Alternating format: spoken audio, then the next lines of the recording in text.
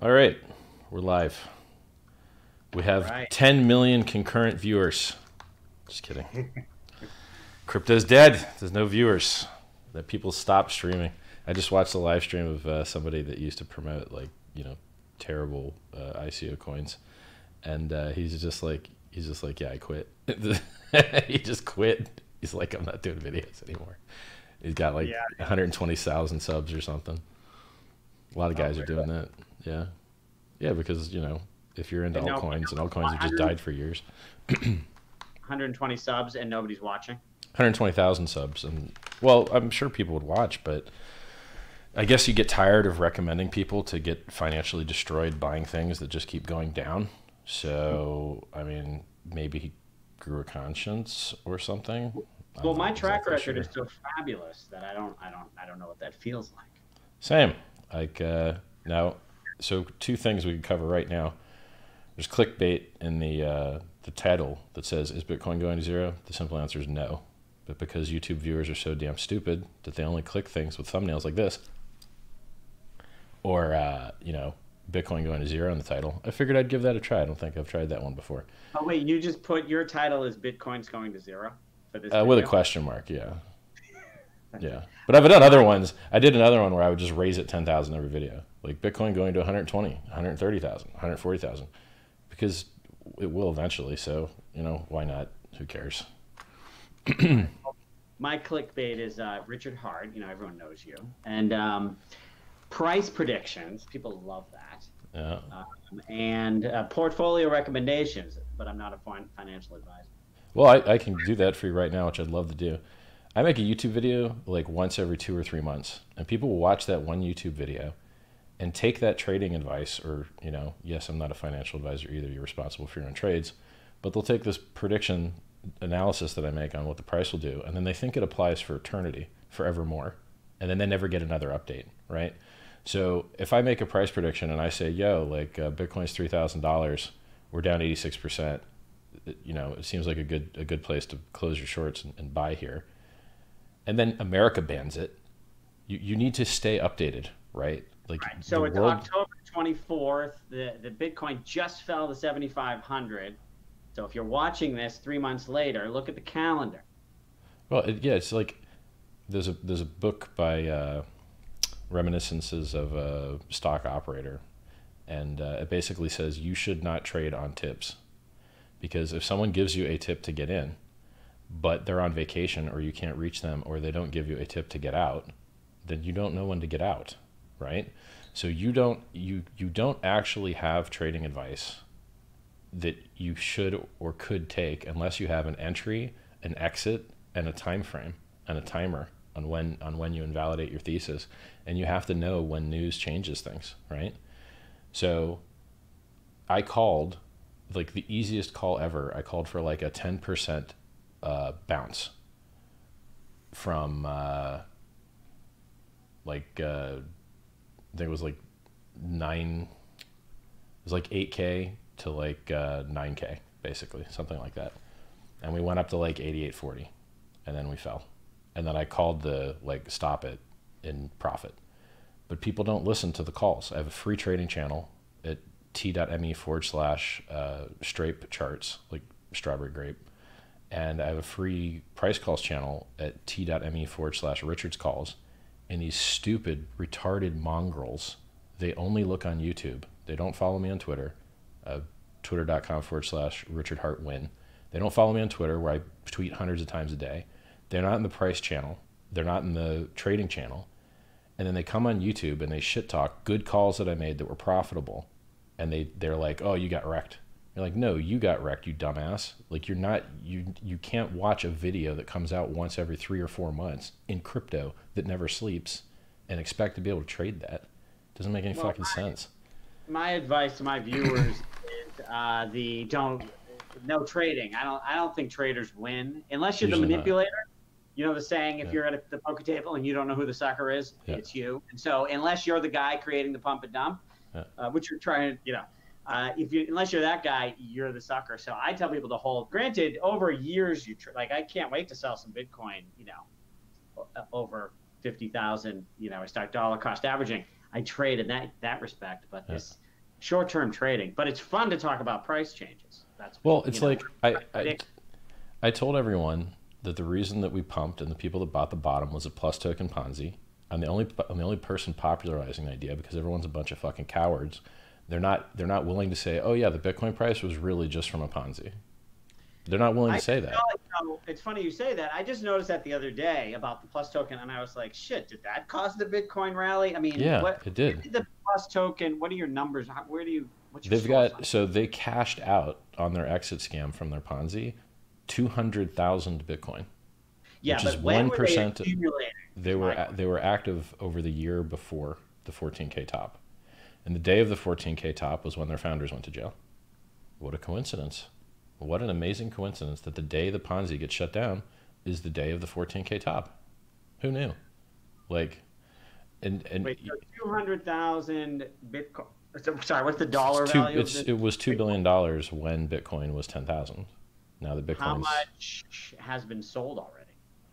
Well, we detected them laundering or using CoinJoin and Wasabi Wallet to attempt to obfuscate sales of coins on Huobi, which is where they're doing all their transactions. It's where all their users came from. That's where they're dumping their coins. Yeah, that was about a long post on Twitter about that. There's about 30,000 coins that were in that thing. But, you know, if you want to do the chain analysis, you can look at all the rest of the coins as well. So I don't... If there were 200,000, would you guess that more than half have been sold? Or no, I don't think so at all. And the other ones, you think they're stuck or they're going to get sold? Or, I think they're going to get sold. So if like a normal seizure happens, like when Ross Ulbricht went to jail, those coins got seized that were on his laptop when they tackled him in the library. And I don't understand why you would run a criminal enterprise from a fucking library, but it seems really stupid to me. Machines, I think there. So, you know, his I think he had 200,000 coins as well. Check it. His coins, you know, got seized and then sold at auction. I think Tim Draper bought them from the U.S. Marshals. You know, so when people get arrested and their coins get seized, they usually nearly never get sold on an exchange. They get OTC'd in an auction by the people that auction stuff that's been seized from government, you know, when government sees things. In this situation, even though, you know, 6 guys got arrested, I don't think they got the top guy, and coins are still moving around. Because I want to remove these coins from being able to claim Bitcoin HEX. Why the hell did I say Bitcoin HEX? I haven't said that in a year. HEX. I don't want the PlusToken Ponzi people to be able to claim free HEX tokens. And so I would love to remove them from the UTXO set so they can't claim, just like we do with Mt. Gox. Now we know the Mt. Gox coin addresses, the 139,000 or 138,000 coins that they have, because they're in court documents and they don't move around. And they're held by the Mt. Gox trustee, Kobayashi in Japan. The PlusToken Ponzi coins keep fucking moving around, and I hope they're in, you know, addresses that can't claim, but I think they are. I think they are in addresses that can claim. Otherwise, they wouldn't have been able to use the Wasabi wallet. So, you know, it sucks. Like, I hope they don't know about my project, and I hope they don't claim. So getting to price prediction. That's where we were going. Hearing that, I mean, what is your price prediction? Well, here's the problem, right? When the game was just a Bitcoin chart, it was a much easier game. But now the game is, how plugged are you into China? And are you the last guy to know when a Ponzi opens or the last guy to know when a Ponzi closes? And if that's the game, I'm not qualified. I don't know shit about China. Nothing. You mean you think there may be a new Ponzi to replace the PlusToken Ponzi? Yeah, sure. Yeah, 100%. Why not? This isn't the first one. BitConnect pumped Bitcoin. PlusToken Ponzi pumped Bitcoin. I've heard rumors of a couple new ones, which I'm not going to name. And, you know, as long as these Ponzi schemers find it useful to have people send them Bitcoin instead of dollars, because, you know, it helps them keep their gains or whatever, it's harder to seize. Yeah, we're probably going to see something like this again. So, you know, it fucked the chart. It 100% fucked the chart. We went from 3K to 14K in 4.5 months, which is about a 5x. And with no dips, the biggest dip we had was 25%, and And we only had that on a couple of exchanges because some guy felt like dumping 5,000 coins on Stamp. On Finex, it didn't even dip very hard. That's unfucking reasonable. Bitcoin doesn't do that. And then the first dip that it actually got from 14K, it's not supposed to drop more than 40. We went from 200, 100x up to 20,000 with no dips over 40% in 2017. We're now at a 47% dip now. And those dips all resolved and found their bottom in 35 days. This dip is on day like 120 or 130, something like that. So for me, that's like, we're not in a bull market. If you're in a bull market, you don't dip this deep. If you're in a bull market, shit doesn't take this long to resolve. Hold on 1 second. 1 second. Just, is FairWin PlusToken? No. That shit's hilarious, though. FairWin only got $9 million in their smart contract. How much? The 9 million. PlusToken got that was billions. The number one gas user on Ethereum. Yes. Just correct. They're stupid or something. Their contract is very poorly written. Yes. And PlusToken, is that on Ethereum too? So the way PlusToken works is you buy real crypto and send it to them, and then they give you a fake app that pretends to make you money, and they give you a fake token. Oh, it's not and even then you feel rich. Not even crypto. Yeah, the only crypto that exists in it is when you send them real crypto, and then they give you fake crypto back. Wow. And then, so I think that they do use the ERC20, Ethereum system to give you their fake token, but then you find out that when they exit scam, it just goes to zero, right? Just like one day, BitConnect was worth a lot, and the next day it was worth zero. It just went blink, right? That's how exit scams work. So, it's funny, we're trying to do the same thing the Ponzis are doing with HEX, but without the exit scam, without the dump, without the fraud, right? So we're trying to use the same marketing tactics that they use to onboard users and steal from them, but we're using those marketing tactics to onboard users and do them a solid and give them real... I think an important thing I started chatting about on Twitter one time was there's a difference between pyramid and Ponzi. Yep. Ponzi should be illegal. That means you give people money and they steal it. Well, pyramid should be illegal too. A pyramid is just a shuffle. And if you have a fair pyramid where founders are not unfairly taking, it's really just like it's gambling. It's a game. It's a shuffle. It's like the classic. It's also illegal. I'm not going to say I'm an expert at this, but I'm pretty well read. Yeah, well, so, no, I hear what you're saying. That it's I can tell you the difference. No, I could give you the law. Like I could just tell you what makes it legal or not, and it's not the exit scam part. So, in the United States, there's what's called the Amway law, and the Amway law. Amway is a multi-level marketing company.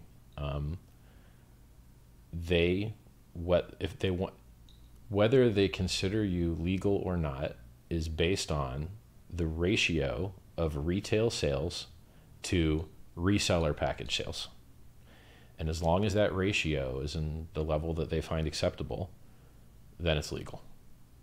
When less people actually use it and everyone just wants the ability to resell it, then it's not legal. In the United States, every country has their own different laws, right?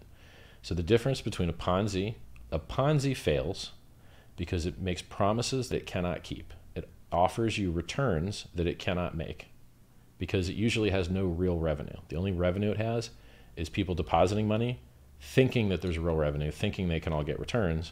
They just take the new money they got from some people to pay off the old people. And then eventually it doesn't work anymore because you... Go ahead. Doesn't this mean that Bitcoin then is a pyramid? Because what's the product? I guess you're saying the product is No, so Bitcoin doesn't have resellers. And it doesn't have a reseller package. It doesn't even have a referral program. It doesn't even have a single tier.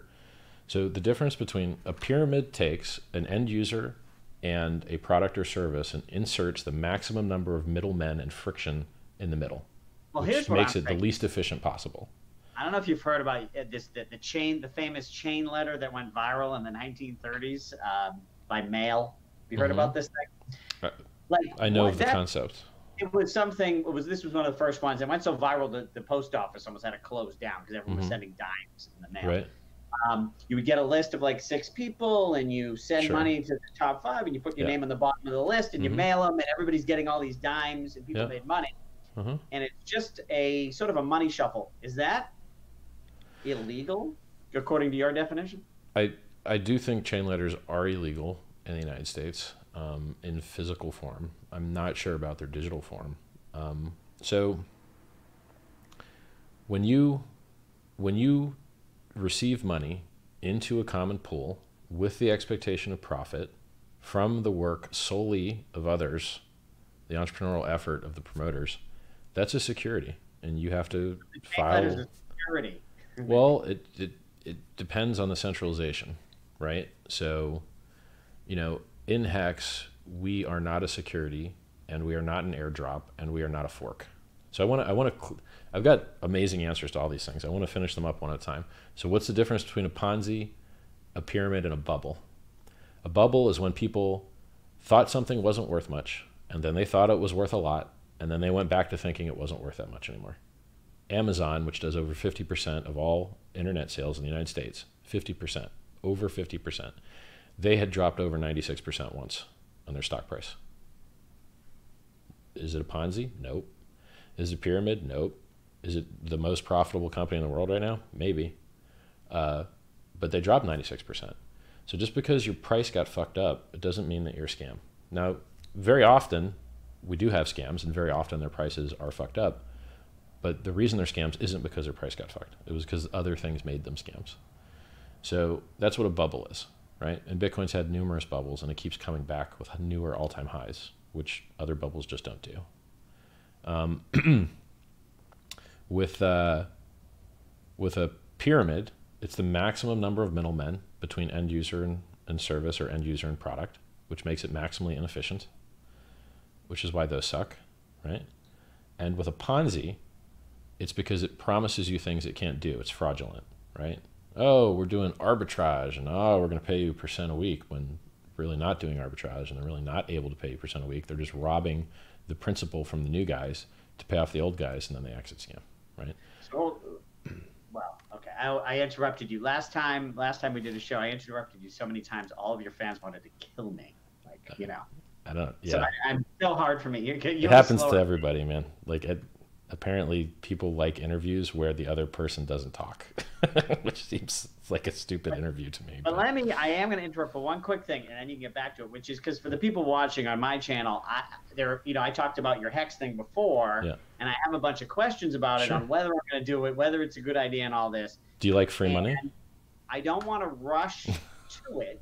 No, we'll do it last. Look, everybody on my channel knows about this shit, so they want to hear about everything else first, right? Okay, so I'm happy to cover HEX absolutely last.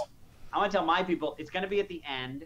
If you miss it, I'll put a link on I'll find the time of when because after I ask a bunch of questions, then I'll tell you what I think of HEX, and we'll get to that later. So for those of you who are wondering, I'm going at Richard's pace here, so, get your pillows. I don't mind this interview going 8 hours, bro. I don't mind. It saves me from having to do real work. But we'll try. I got a long list of real work I got to do. So now we know the difference between a Ponzi, a pyramid, and a bubble. And they have different properties, and people just mix and match them like fucking idiots because most of the people are stupid. But I have one other variation, which is when I think of pyramid, I'm imagining this game theory remember FOMO? What was that stupid? I remember it. I'm not going to give them free advertising. There's these sort of game theory incentive pyramid type things, which get people to gets them to hold, rewards early adopters. It's sort of it's a little pyramid-y, and to attach that to a real business or a real use sort of makes that like a utility token with a bit of a pyramid scheme that's okay to hold, So I feel like when I think of pyramid, I just think of some sort of game that if you follow the rules, you actually pull out more than if you're confusing it a little bit. So a pyramid requires that one person onboards another person, onboards another person, onboards another person. That's what makes it a pyramid. The actual game theory that is employed to make people want to do that, that's not the pyramid part. That's just good salesmanship, right? So when you get it on an airplane and you use airline miles, is that a pyramid? No, but it's game theory, right? When you use your credit card and they give you cash back, is it a pyramid? No, but it's game theory, right? They pay you for some things cash back. They don't pay you for other things. Well, so there's a shitload of game theory in the world, and that's good and fine, and incentive programs and affiliations, and like Tesla has an affiliate program, Amazon has an affiliate program. You know, everybody's taking their cut. YouTube basically has an affiliate program. How does that work? Well, they get customers, and then they give you some of the money if you bring the content, right? So the difference is sort of if there's no product associated with this game theory. No, it's really just the difference between, is it 1-tier referral or is it a 10-tier referral? That's the only difference. So 1 tier, nobody has a problem with it. Oh, it's illegal. Oh, is that what, I mean, more than 1 tier, when does it become illegal? The Amway law states that it becomes illegal when, I believe, 70% or more of the sales are for reseller packages instead of retail consumption. So I believe the magic number is 30%. It needs to be the majority of. I think it doesn't even have to be the majority. Like, I haven't looked this up in quite a few years, but I know I'm pretty sure the number is 70-30. I think 70% can be the bullshit sales, but I think you have to have 30% real sales. So I think you can still have a majority bullshit sales. Check it up, like just on Wikipedia, Amway law. It's like that easy. So the point I'm making is, like, you can still have majority bullshit reseller sales, I think, but you do have to have 30% actual retail people buying it to use it. So let's talk about the security thing. Why isn't HEX a security? I'll wait till you're back. It's no rush. Sorry, I'm actually here. It's all good, man. No desk. So right, yeah. Why isn't HEX a security? For the same reason Bitcoin isn't a security. Okay, why isn't Bitcoin a security? Okay, where does Bitcoin come from? Every Bitcoin that's ever been created was created because someone mined it. Okay, well, what is mining? Mining is where you do computation and then you mint yourself your own reward, your own Bitcoin, if the computation you did meets the rules of the network. That's how every single Bitcoin got created. People created the Bitcoin themselves on their own computers, period. Okay. So how is HEX created? The exact same way, just the rules of the network are different. So in Bitcoin, you're hashing, trying to find a number of leading zeros before some other number, which is your target, your nonce. And then how does HEX do it? Well, you have to do that same stuff. A block has to be mined that does proof of work, that does all that same stuff. You don't have to do it yourself. You can pay someone else to do it, a fee, right? So we have that exact same component there. And on top of that component, so that's the proof of work component. On top of that, we also have the proof of stake component, which says that you had locked coins earlier and now you're unlocking them. Or you had joined the adoption Amplifier and now you're leaving it. And so you mint your own coins. No one else can give them to you. In an airdrop, someone else has coins, they can give them to you. I need to interrupt because I'm lost. I mean, Sure. It's like I don't want to interrupt, but I don't know what's Okay. going on. Let me break. Like, there's so much stuff with you have, which either means it's great, you have a lot of stuff, or it's great, but it's hard to understand. But here's my thing. I mean, the simple thing that makes me think, okay, why not with this is, well, if you have Bitcoin, I'm going to get your free coin, I can lock it up. I got nothing to lose, right? If you look at it from that angle, okay, why not, right? And I've seen crazier things get value. So I'm like, okay. Can I pause you right there? Yeah. Let's look at the top 10 and let's talk about this giving free Bitcoin to people. And does it work and is it a good idea? Well, let's check it. Top 10 crypto. XRP gave free coins to anyone that wanted to give their email address. They're in the top 10. That might even be 3 or something. I think they are number 3. I haven't looked in a while.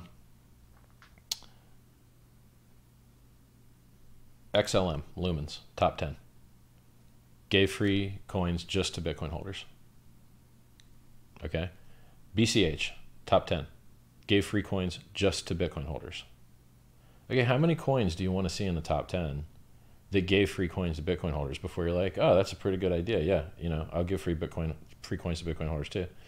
Furthermore, Bitcoin themselves used to be free, and I mined them for free, and that's how they onboarded me, and then that's how they got me to buy in. Here's my thing, and this is a little bit unique to my situation. So I may determine that I'm not going to do this because it's too complicated, and I got too many Bitcoin. I don't want to mess with it. I'm not a tech guy, And maybe for other people, I'd say, oh, it's a great investment. It's just I don't want to mess with my Bitcoin that's sitting safe and doing something stupid, right? You don't have to, like, it's so safe. It's not even funny. Here's what I'm trying to understand.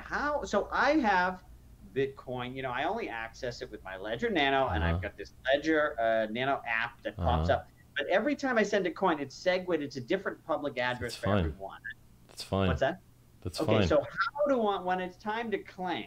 Yep. What is it? You know, I need an Electrum wallet, you say. Nope, you don't. Okay. So I'm on the, okay, so how am I going to claim it on claim day? How am I going to claim it? It's very easy. You go to the URL that I tell you when it's up that has the claim tool on it. Now, I already have one that I test and make videos from on my local computer. You're waiting for the public one. It's just going to be a URL. So let's say, and I'm not sure that's the case, but let's say it's go.hex.win, because that's where I'm going to put the wallet. We'll just see if the claim tool is also there too. Probably will be. So you're going to go to go.hex.win, and you're going to click claim. And this is a video, by the way. I've got a video of me doing this if you want to just see the video to see how fucking easy it is. It literally takes 5 seconds. Okay. Go to t.me, go to t.me / hex crypto, and the video will be right at the bottom. But since people will be posting before you get there, I'm just gonna, like, you know, I'll post it and then you have to scroll up to find it. You and Telegram. I don't have Telegram on my computer yet. I do it on my phone. Well, that's fine. Like, so the video's there. It's okay. But so tell me. So you literally go to a website, you paste your Bitcoin address, it gives you something to sign, you copy it to your Ledger wallet, you click sign. I was looking at the page. I'm sure, sorry. Reverse. We'll start over. Yeah, it's fine. Go to the claim. You go page. to the. Going to say what? Put in your public address? I'm going to say it fast, and then I'm going to do it slow. Okay? Go to the HEX website. Click claim. Paste your Bitcoin address. Click copy. Go to your Bitcoin wallet. Paste it in your wallet. Click sign. Copy out the signature. Paste it in the HEX website, and click claim again, and you're done. You're copying pasting shit like twice. You go through one step at a time so I understand these things. First thing is you say your Bitcoin address. I assume that means your public address. Yes. Okay. Now, but the term public address is a little misleading because it's just your address. No one calls it a public address. It's just your address. Because I'm in Ledger Nano and it looks like every time I send, it's a new public. Like I don't know one address that shows all my Bitcoin, or because you have a new Bitcoin address every time you send Bitcoin. Here's how Bitcoin works: when you send a Bitcoin transaction. When you send a Bitcoin transaction, it spends all of the money in the UTXO that it uses, and then it sends you your change back, and whatever change you don't get sent back is paid as a fee to the miner. That's how it works. Now your wallet, the term wallet's stupid. Your wallet is just a collection of private keys that lets you spend the Bitcoin balances on public keys. And those public keys can only be spent in full, like I told you. And because so many people misuse Bitcoin and reuse addresses, which you're not supposed to do, this concept of address came to life, and that's where people think their balances live. But really, your address is just the total amount of the UTXOs that were sent to it, which shouldn't even happen. There should only be one UTXO that ever sends to it, but everyone reuses addresses. So when you enter your Bitcoin address into the claim tool, it looks up all those UTXOs and gives you something to sign. And then you just copy, paste it, sign it, paste it back, and you're done. So I have to go through so in my ledger where it shows each individual 1 cent, I need to go find the address of each one. So if I have 20, I go to your claim tool 20 times. If you have 20 addresses that have a balance, then you will need to go to the claim tool 20 times, or consolidate your balances into a single address if you want to be lazy, and then you only have to do it once. So okay, so now whatever it is, I see I would consolidate by sending it all somehow to somewhere and right back. You just make a new address and send it to yourself. You click receive, you copy paste your address, you send all of your money to that address, and you're done. The shit's really super simple. It sounds more complicated because you're not seeing it visually. Yeah. How it looks in the video is claim, copy paste, sign, copy paste, done. That's it. I remember 1994 trying to learn FTP, could not understand a word of it. FTP is still hard, oddly enough. I sent a file and I was like, oh, that's all it is. I think FTP got worse because there's like 8 different authentication methods. FTP is worse than it used to be. So let's go back to, I find my addresses, whatever they might be. I hit claim, and then it gives me what?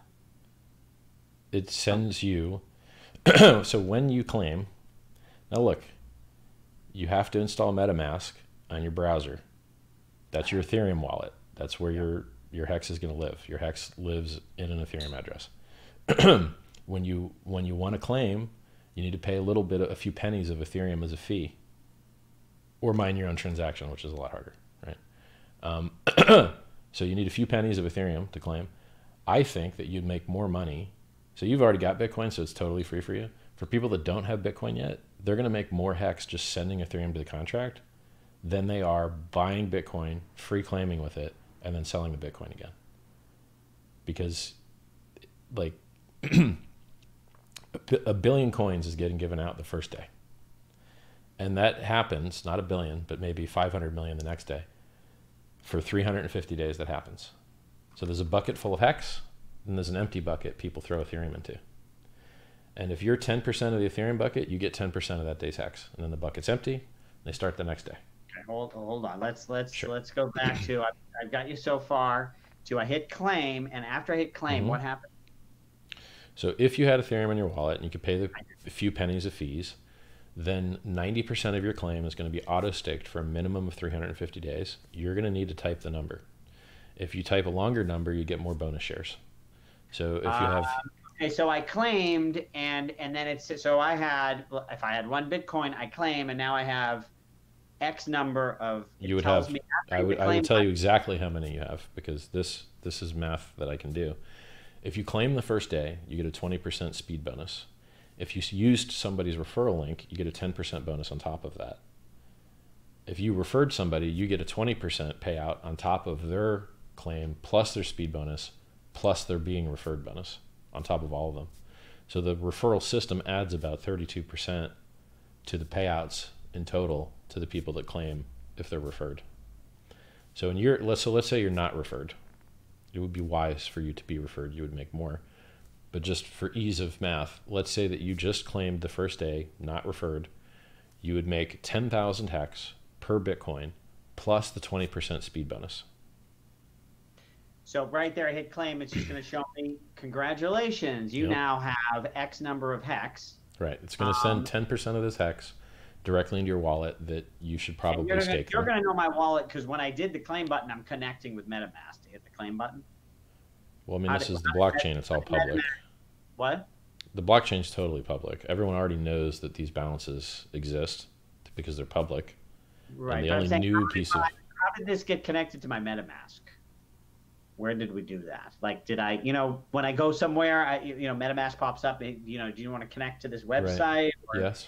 What's happening when I go to the claim? The claim is an Ethereum transaction. Right. Correct. Yep. I see. So your program, basically, I hit claim.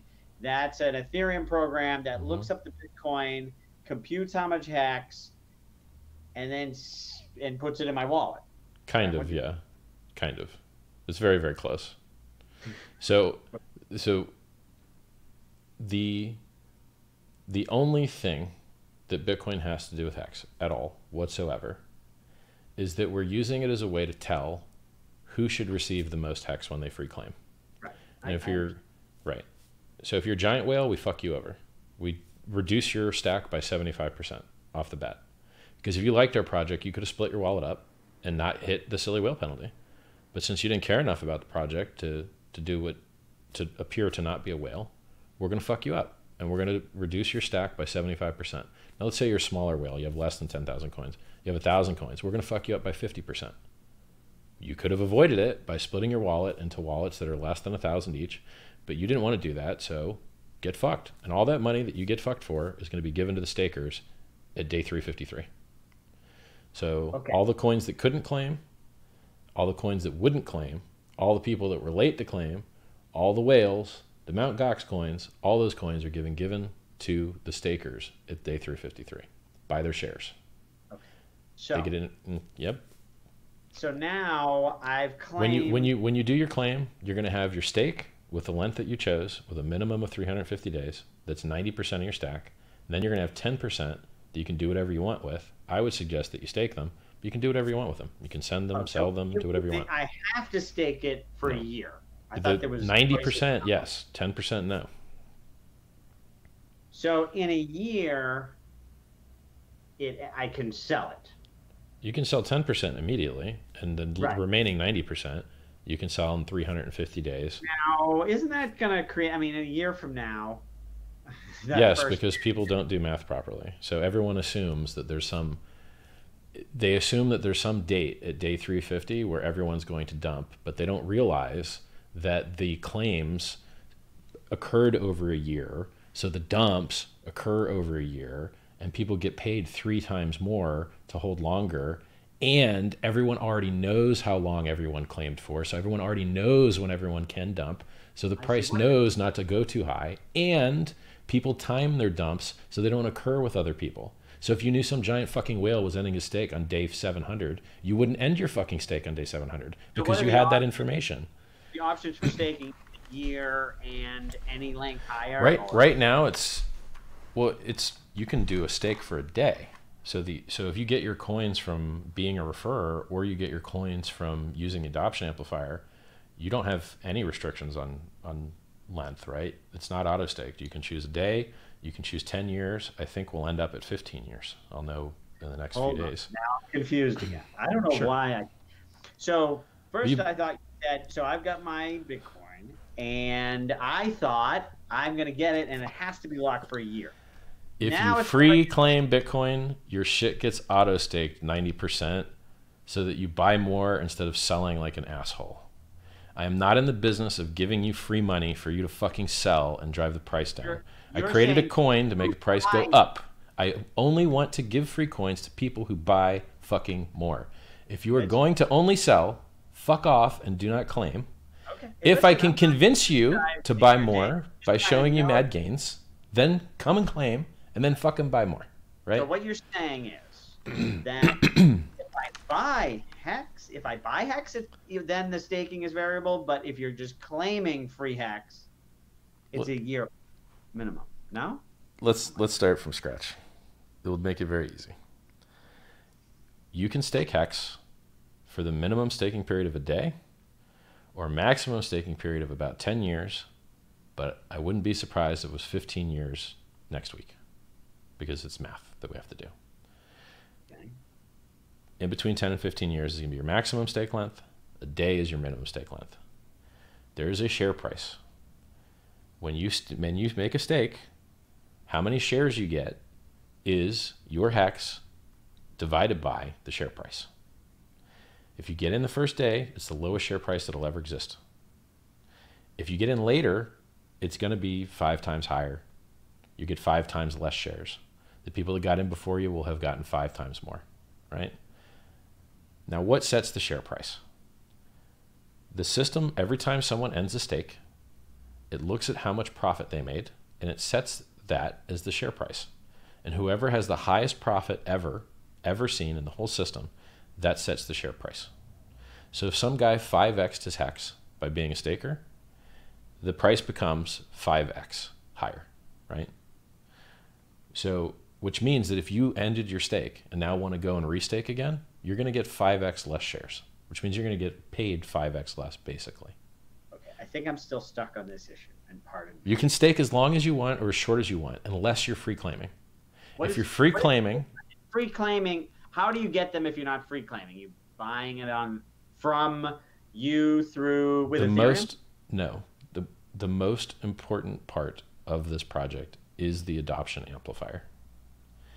The adoption amplifier is what lets the referrers make money onboarding people that didn't have Bitcoin at the snapshot, which is the vast majority of human beings. The vast majority of human beings do not have Bitcoin. They do not have Bitcoin to free claim with. You can't get them to time travel and have purchased Bitcoin back when the snapshot happened. So if you want to use the referral program to onboard new people, people have to be able to turn Ethereum into HEX. And if people can turn Ethereum into HEX trustlessly, with no counterparties, with no order book, with no slippage, with no fees, then that's perfect, right? It also happens to be the mechanism that EOS used to make $4.2 billion. That's more than Satoshi made. That's more than Brian Armstrong of Coinbase made. That's more than Arthur of BitMEX made. It's more than all of them made combined fucking together. So that really, really awesome, amazing launch metric of having a 350-day launch phase where people can transform ETH into another token, it's a really, really, really good idea. And it gives a referrer something to sell. And it means that you can onboard the entire planet without fucking middlemen, right? Now, so the first day, 1 billion HEX are being given out through that system. About 500 million will be given out the rest of the days. If more, so if your round trip fees on getting Bitcoin are about $100 a coin, then it would take $8 million of deposits that first day to make it so that free claiming was a better deal.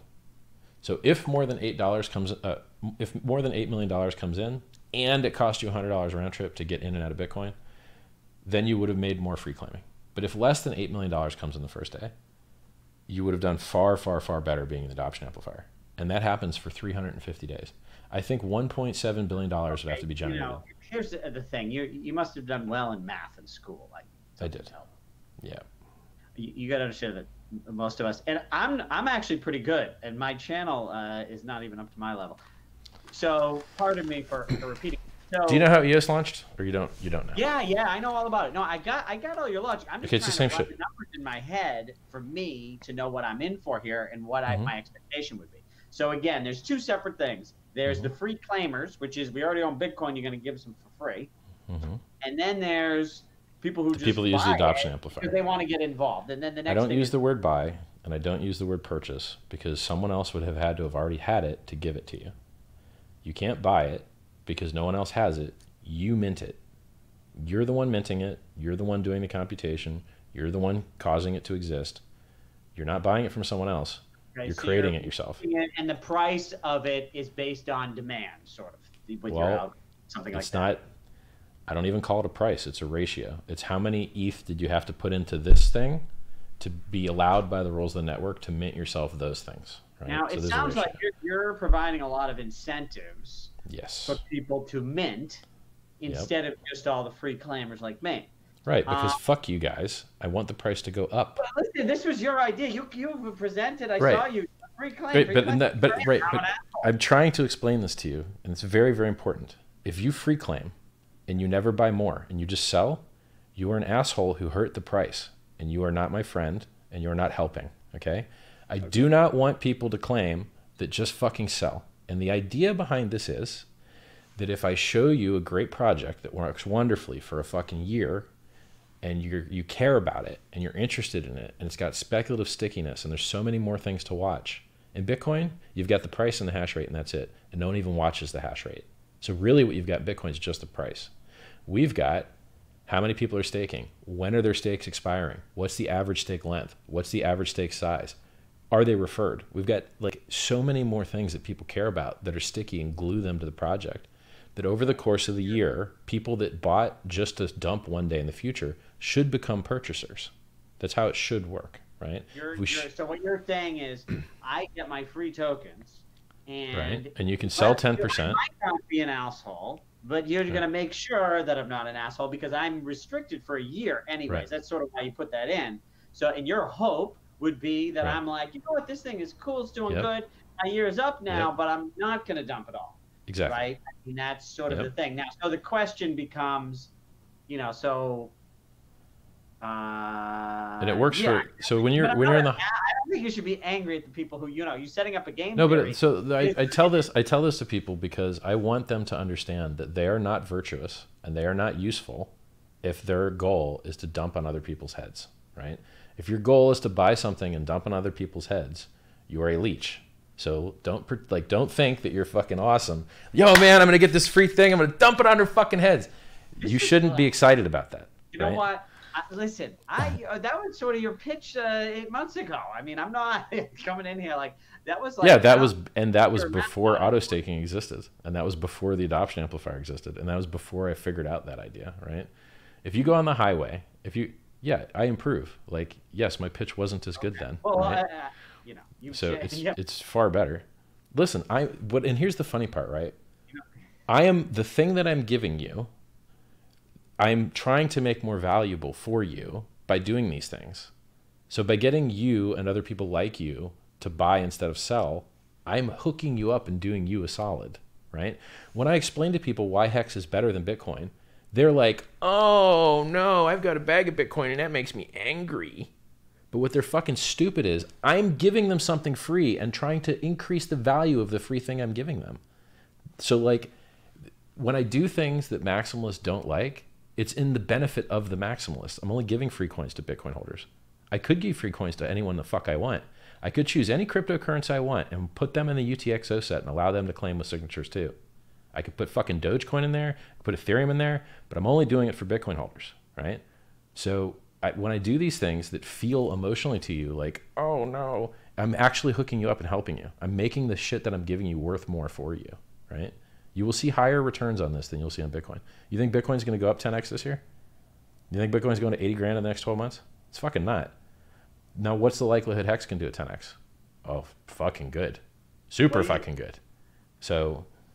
You know what you asked if I think Bitcoin's going up. One thing that kind of excites me is this. Have you seen this tBTC? Decentralized version of Bitcoin coming to Ethereum. It's fake. It doesn't work. It's fake? Yeah, I read their white paper. It's bullshit. You have to trust some oracle to not steal all the money. This shit never works. So I would love for that. Listen, I would 100% love for that shit to work, and I would fucking allow the adoption amplifier to accept it. Okay?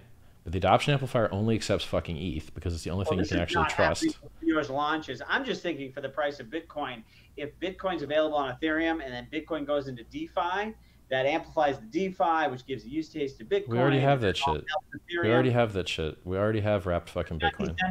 We already have that shit. And neither is tBTC. Oh, yeah. It's not decentralized. There's $6 million in Lightning.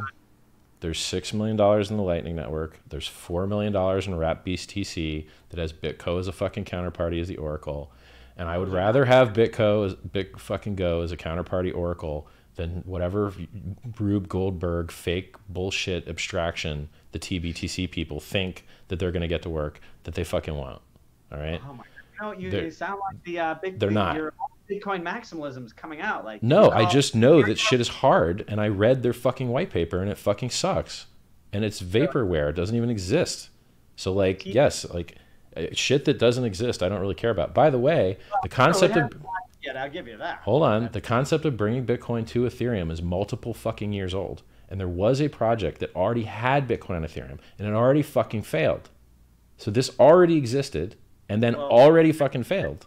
Science version? I mean, I don't think there was like this tBTC. No, a truly peer-to-peer one. It hasn't launched yet. I was just asking your opinion. To me, it looks promising, but no, it's like, look, if it could work, it would be great, but it can't. You're just going to have to trust a different set of oracles. You're replacing Bitcoin. Chainlink, you know about Chainlink? It's also stupid because oracles isn't solved. You're just all of that shit is stupid. Anytime blockchains work good. You get a lot of activity with Chainlink. I see it's like one of the top. Yes, because of memes. Memes. Because of what? Memes. They did well on 4chan. Well, isn't it? I see a lot of gas being used on for. You ever see this ETH gas station? Right, but if the but if the gas doesn't mean people are just trading it, doesn't it mean? Yes, it does. We're actually using this. I thought that meant usage of of feeds through this. Sure. Okay. Okay. Well, let me know what they're using it for then. What are they using it for? Honestly, I find it difficult to understand. So I don't know. No, they're not fucking using it for anything. Like, the blockchain is useful for speculation. The blockchain is useful for censorship resistance. Period. Well, if you have to trust oracles. Gas fees last 30 days, $82,000 in gas fees for Chainlink. Okay, well, then how much did you spend on the WE token then, or what was the name of that one? The fucking The other Ponzi, they got 9 million. They got the shit hacked out of them. I mean, they used a lot of gas. Did you buy any? There was another. By the way, there was another token that used a stupider. There was another. Ponzi uses a lot of gas for a reason, but Chainlink. I mean, is that what you're saying? Is they're just having an inefficient system? No, I'm saying that using gas is a fucking bad thing, not a good thing. I could have bloated up the Ethereum blockchain. Well, it's a bad thing if you're wasting it, but if you are efficient and a lot's being used, that's a sign of you know, that a project is working. In fact, gas. I disagree 100%. Overall on Ethereum, gas fees paid, I think, would be a positive indicator. I disagree 100%. Let's go over the history of fucking Ethereum users who've used lots of gas, okay? Who was the first one? CryptoKitties. How did that shit work out? Okay, fucking terribly. Okay, who was the next one? Some fucking airdrop that didn't use UTX. Is number 2. Yeah, and they're actually useful. And they just started doing that shit. That's only a couple months old. So let's look back at history more than a couple months. Well, I'm looking present at this ethgasstation.info. Do you know what these things are? Yeah. You go to this URL. There's ATB banknote is number 3. I don't know. I don't know why you want to shill fucking shit coins, man. Oh, I'm not shilling any of this shit. It's probably all garbage. I'm a shitcoin minimalist. So, listen. I'm just. We're off topic. Fine. I'm not. We're not off topic. Goes. There is a law that as soon as you start measuring something, it stops being a good measure because people game the measurement. Okay? That's a law, right? So in the United States, when they do law enforcement, if there's some big push to reduce the number of a certain type of crime, magically the police officers start classifying that crime as something related and slightly different to hit the metric. But the reality doesn't change. The fucking measurement changes, right? In some countries, suicides are extremely high. And in some countries, suicides are extremely low. But it's not because the suicide rate's any different. It's because the people don't want to write that shit on the death certificate because it's socially frowned upon more there. And so they do everything they can to not write suicide, right? You think gas matters.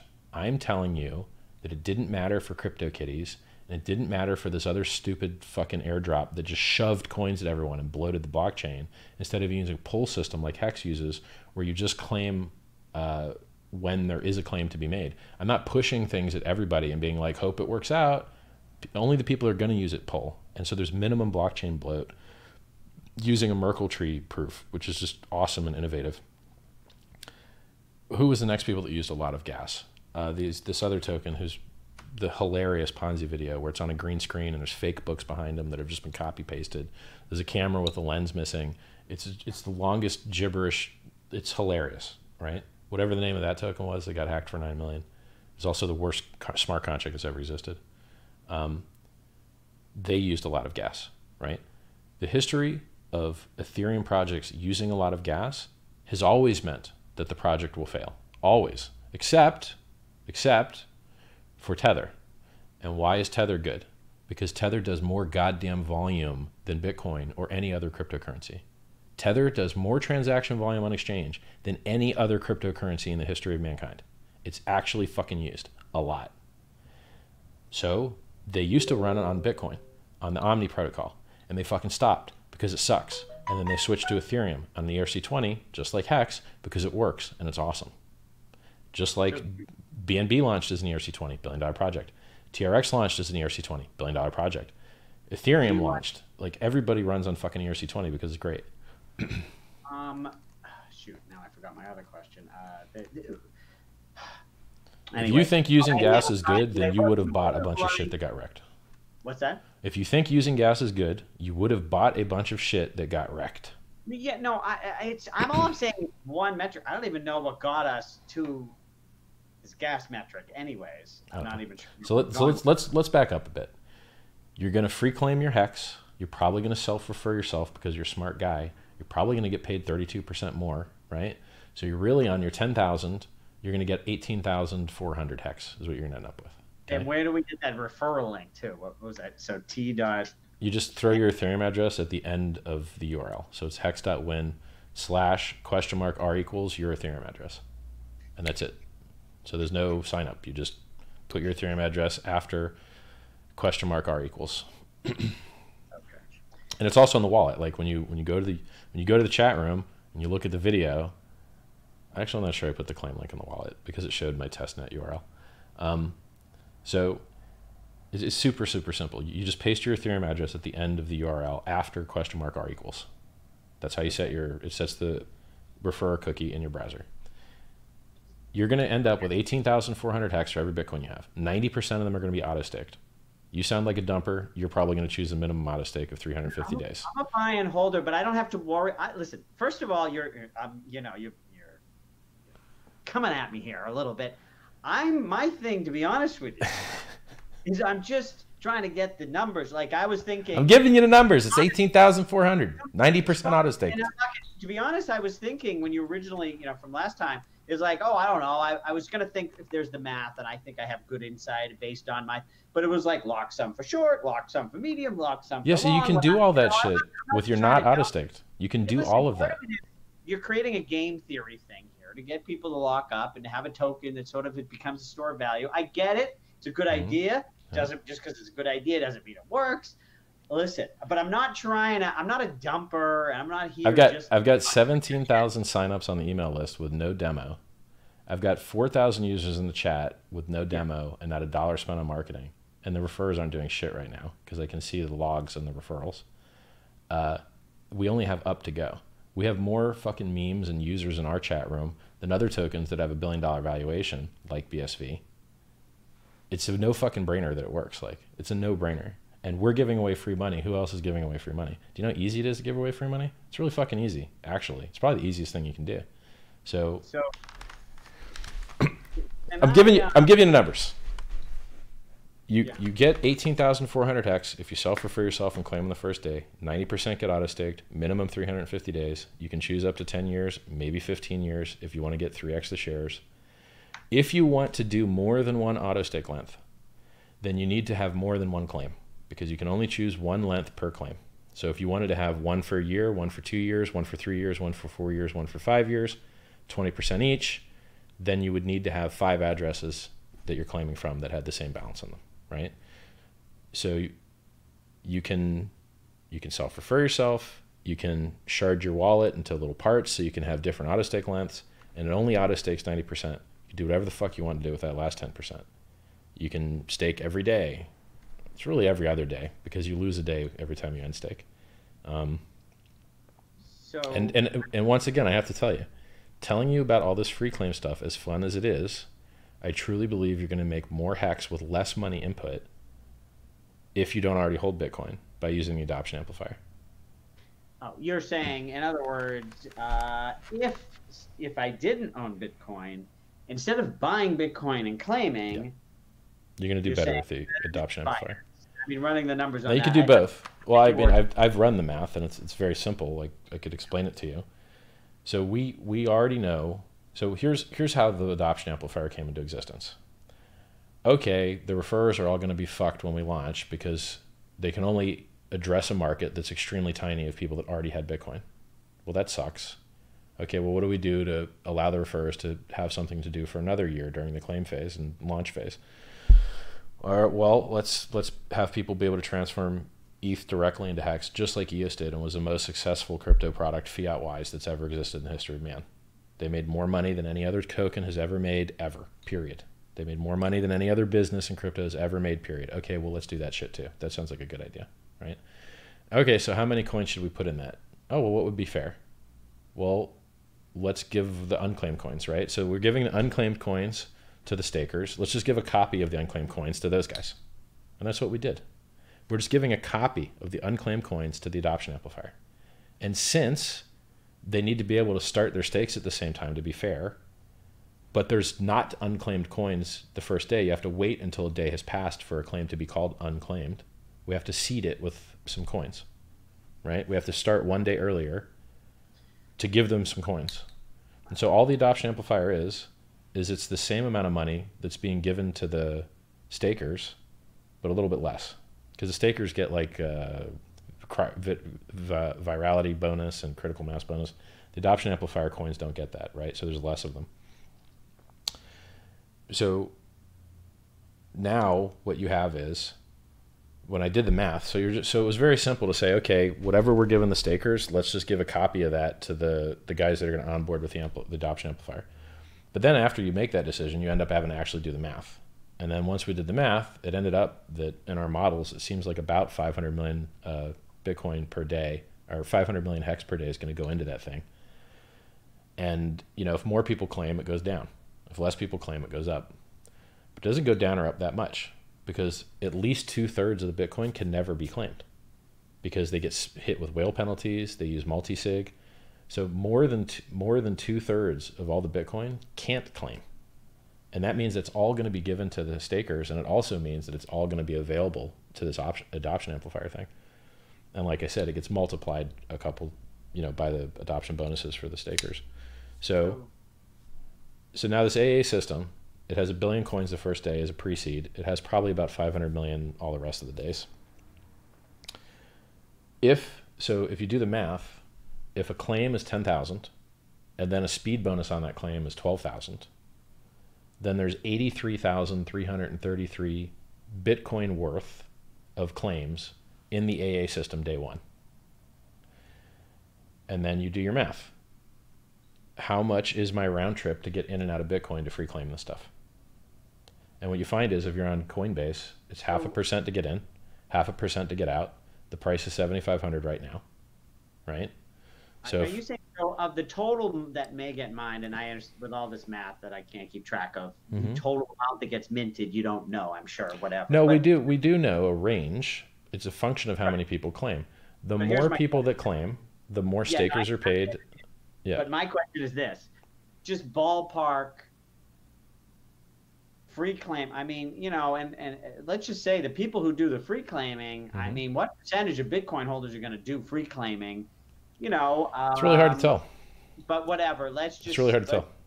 Say it's let's say I get Bittrex or Binance to claim their. What percentage? If 30% of Bitcoin holders free claim, what percentage of total HEX will be owned by free claimers? It depends on how they stake. So much of the currency is given out to stakers that it matters whether the free claimers staked or not. They all do. Well, if the free claimers, right? What I meant to say, I'm sorry, I misspoke. It matters whether the users of the adoption amplifier stake or not. So because the rewards in the system are so heavily paid to stakers, so we already know the stakers are getting paid more than the AA guys, because they got the adoption bonus multipliers. The people who people who mint the HEX get paid out at a higher rate than the Bitcoin free claimers. Yes. But a lot of people don't mint, then more would go to the Bitcoin free claimers. Doesn't work that way. No, it doesn't work that way. So let's look at let me ask it this way. I got one other way to ask, because I remember, you know, XLM, Stellar, they did airdrops for Bitcoin, and you know, to be honest, it's like they raped their price. They did give out free stuff, but for the total amount of XLM out there, what percentage went to Bitcoin is relatively small. So let me point that out. When that sort of thing? When XLM airdropped Bitcoin, their price did very well. When XLM airdropped blockchain.info, their price dumped like shit. And there was analysis done on who held and who bought more and all that stuff. As I have expressed previously, giving people free stuff is only as useful as they buy more. That is the reason coupons exist. That is the reason freemium games exist. That is the reason when you're on the highway, you will see signs that say, free tickets to Disney World, call this number. And you will get free tickets if you attend the sales presentation. And if you go with your family will buy. That's how good their sales presentation is. Whatever the fuck they're selling, usually timeshare, your family will buy even if you beg them not to. So because the sales is that good. Here's let me give you my basic, you know, after an hour of discussing my thoughts here. Because people on my channel, I talked about it before, people are going to want to know, what do you think? Here's for me, listen, I don't think you're a Ponzi guy, you're a smart guy. You know, a lot of, somebody used the term once with projects that fail. Everyone's like, everything's a scam, everything's a scam. Right. It's, someone had a great term. I think it was incidental or just whatever. Businesses don't always work. I don't know that this thing is going to work, right? I hope it does. It seems interesting. You're a smart guy, like I said. Now, for me, my analysis is for free claiming. Well, you have nothing to lose. Maybe it's worth nothing, but what did I lose? I lost a few hours one day. Have you ever done the math on how much money you would have made had you free claimed your XLP and your XLM and your BCH? Just a lot of money. Yeah. Well, did you free claim them or did you miss that? Yeah, no, I did. Yeah. You missed it. No, okay. I claimed them. Okay. Well, there you go. I actually. Easy. It was on a USB. It's free fucking money. It's free. Yeah, it's free. But Can't anyway, go wrong with free. That's easy. And so to my viewers, like, listen, if you want free, I have nothing against getting your free money, and without you thinking they're an asshole or not, whatever. Now, as far as, you know, and the other thing is, so then it's locked for a year. So I have a year to watch this thing and see if it's great or not. Like 90% of it, 10% of. Listen, stop. You're misunderstanding some very important shit. Okay. If you self-refer yourself, you are going to have your funds locked 90%. 10% is not locked. But I'm going to tell you a fucking Easter egg that you can use to avoid the auto lock. If you get another address and refer yourself, that referral is not auto locked, which means that like 30% of your fucking stake is not locked, and you can do whatever you want with it. Okay? You can do whatever you want with the 30% of your fucking claim. You can dump it immediately. Okay? 30%. Okay. I don't. So make a new address. 30%. Make a new address. You have a Bitcoin. Address. You have a Bitcoin. Yeah. You're going to free claim with it. Yeah. Right? But you want to make 10% more bonus by clicking a referral link, right? Yeah. So don't click your own referral link. Make another Ethereum account. Make another account in Metamask with another address. You click your little icon with a little funny logo in it, and you click fucking add account, and it makes you a new address, right? And you put that address at the end of the URL. So now you have two addresses in your Metamask account. My address, I have one address for the HEX and another address for the that's referrer. Referring you. Yes. Okay. And now your referrer is going to get paid 20% on top of your other address's claim that got its own 10% bonus for clicking the other account's fucking link.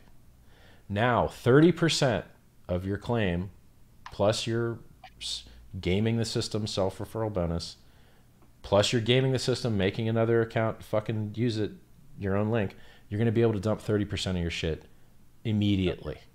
All right? So, yeah.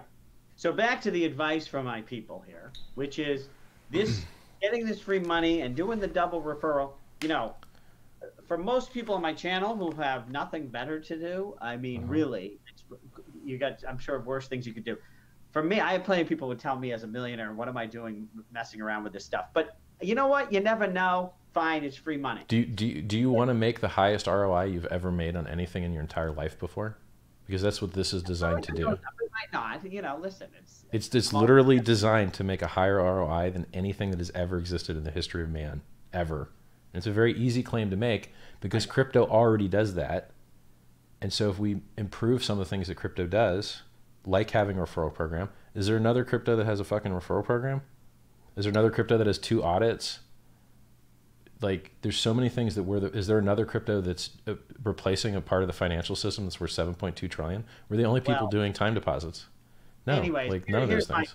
Then we have a year after free claim. I have a whole year. Can I ask you a question? How is it that you can look at a shit coin like Chainlink or these other coins and treat them well, but then when we talk about HEX, you're like, it might not work. That shit doesn't make any sense. No, first of all, I say what? Everything might not work except for Ethereum, which is definitely working. Everything else might not work. No, don't take it personally. I'm like this with every business. At least you're lucky you're not on with my father. He's just, oh, it's not gonna work because he's a businessman, an entrepreneur for years. We always most things don't fucking work. Like most things don't. But when you see how many people are dying to buy, it's the fucking no-brainer that they're going to buy. I'm dying to fucking buy. Like, we're waiting for this shit to happen. So, you know, listen. But I'm if you're talking to a founder and you say the shit might not work, you're gonna get fucking feedback. Like, Yeah, no, that's fine. But don't get, well, I know. And you're right. In most cases, their shit will not work. In most cases. I've done a lot of shit, so I know most of it doesn't work. No offense to you, most of my shit didn't work. You know. I've been in the same boat. I had a lot of shit that didn't work. And many good ideas, I said I hate it, and then 6 months later, I love it, and I think it's all my idea. Yeah. You know. So once again, the important part here is everything that I do. So you realize that if you make a stake and you don't end your stake when you're supposed to, you lose all your fucking money. Do you realize that? Do you see that dark pattern? Sorry, that dark patterns that, okay. There's dark patterns built into the system. You can do things wrong to fuck yourself that fuck you but benefit everyone else. It's built into the system, okay? So when I describe a dark pattern to you, right? Like if you claim your coins and you make a stake, but you don't end that stake within 2 weeks of when you said you would, you start bleeding 1% of your stack in that stake every week. And after 100 weeks, there's nothing left. Oh, what if I go to jail? Well, anyone else can end that stake for you running the good accounting feature. Oh, but what if I go to jail and I don't have any friends? Well, then fuck you. You just got wrecked, and everyone else got to pick your bones and eat your body, right? So when I explain to you something that sounds shitty to you personally, it's because it is. But it's wonderful for the system as a whole, okay? Yeah. The concept that you can stake, listen, the shares bonus maxes out at 3,641 days. If you stake longer than that, you're stupid. You're working for free. You shouldn't, if you want maximum returns, you shouldn't stake longer than 3,641 days because you could have ended your stake and started a new one and had all those extra equity turned into shares. But if you stake for longer, which I'm trying to make an option for you, because you working for less money at your own personal cost is a fucking feature and a benefit to the system. But to you, it's not game theory optimal. And it's not the system's job to do optimal game theory for you. So if you want to get paid less by not being smart and by not listening to this live stream and by staking for longer than 3,641 days, then you will benefit everyone else at your own cost. If you don't end your stake when you should and your account goes to fucking zero, you will pay and it benefits everyone else. It's not you. And when I tell you that I don't like people that dump only, you don't like it because it's personal to you for the same reason you wouldn't like seeing your account zeroed and all these other things, but it's wonderful for the whole system, right? So I'm trying to tell you that people don't want free shit. They want free shit that's expensive. They want shit that wasn't free for someone else. People don't want free. They want expensive thing that's free. People don't want, why do you think Bitcoin Cash's price went to shit? Because it was given for free to a bunch of people that didn't really give a fuck. And then everyone dumped on their heads forever. You know, listen, and I apologize for anything. And I know, listen, I know I'm an asshole and I can be negative and, you know, blame my parents. I don't mind. Look, it's okay. I just want you to understand that I'm doing you a solid by trying to make a better project that pumps harder to give to you. As much as I'm saying, oh, it might not work, I'm also saying it might work. I'm also here. Like, I have a very busy person because can I ask you a question? Let's go over this. I believe in Explain to me how this would not work. I want to know how it would not work. Not work? Yeah. Okay, listen. I don't want. No, I want to go. I want to really flesh this out because I want you to feel stupid for saying it over and over again. What's wrong? Explain to me how the project won't work. We have 2 fully complete fucking security audits that cost me like $60,000. Okay, that's the fucking security audits I got. Right. My concern for you. Here's my biggest concern. Because is that, and again, it's not in there's reality and there's marketing, right? Your reality is you're super smart. You understand math very well. This algorithm is probably fucking cool. Everything may be wonderful. Is the marketing simple enough? Most of your customers are morons, right? Who's watching our channels here? A bunch of dingbats. Mostly, yes. Okay. So is your marketing simple enough for people to digest? And, you know, it's what are you know, getting them to click and do it. You know, is your marketing simple enough? One reason Bitcoin does so well, it's so fucking easy for people.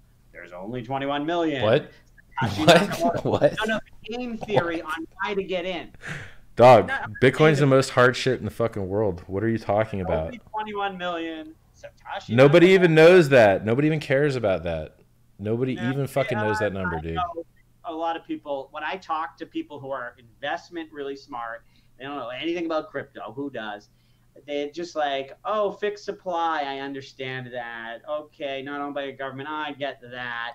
Oh, and then there's some tech thing that makes it so they can't stop it, like the internet. Oh, okay, I get it. I would allocate. Like, I've talked to people who are big investors, and one advantage to Bitcoin is just they fucking get it. With Ethereum, I mean, you know, which I think is great, if not better than Bitcoin, but try explaining it to people, like, oh, the monetary policy, like, so it's marketing. You're definitely 100% never going to win the argument that Bitcoin is simple, ever.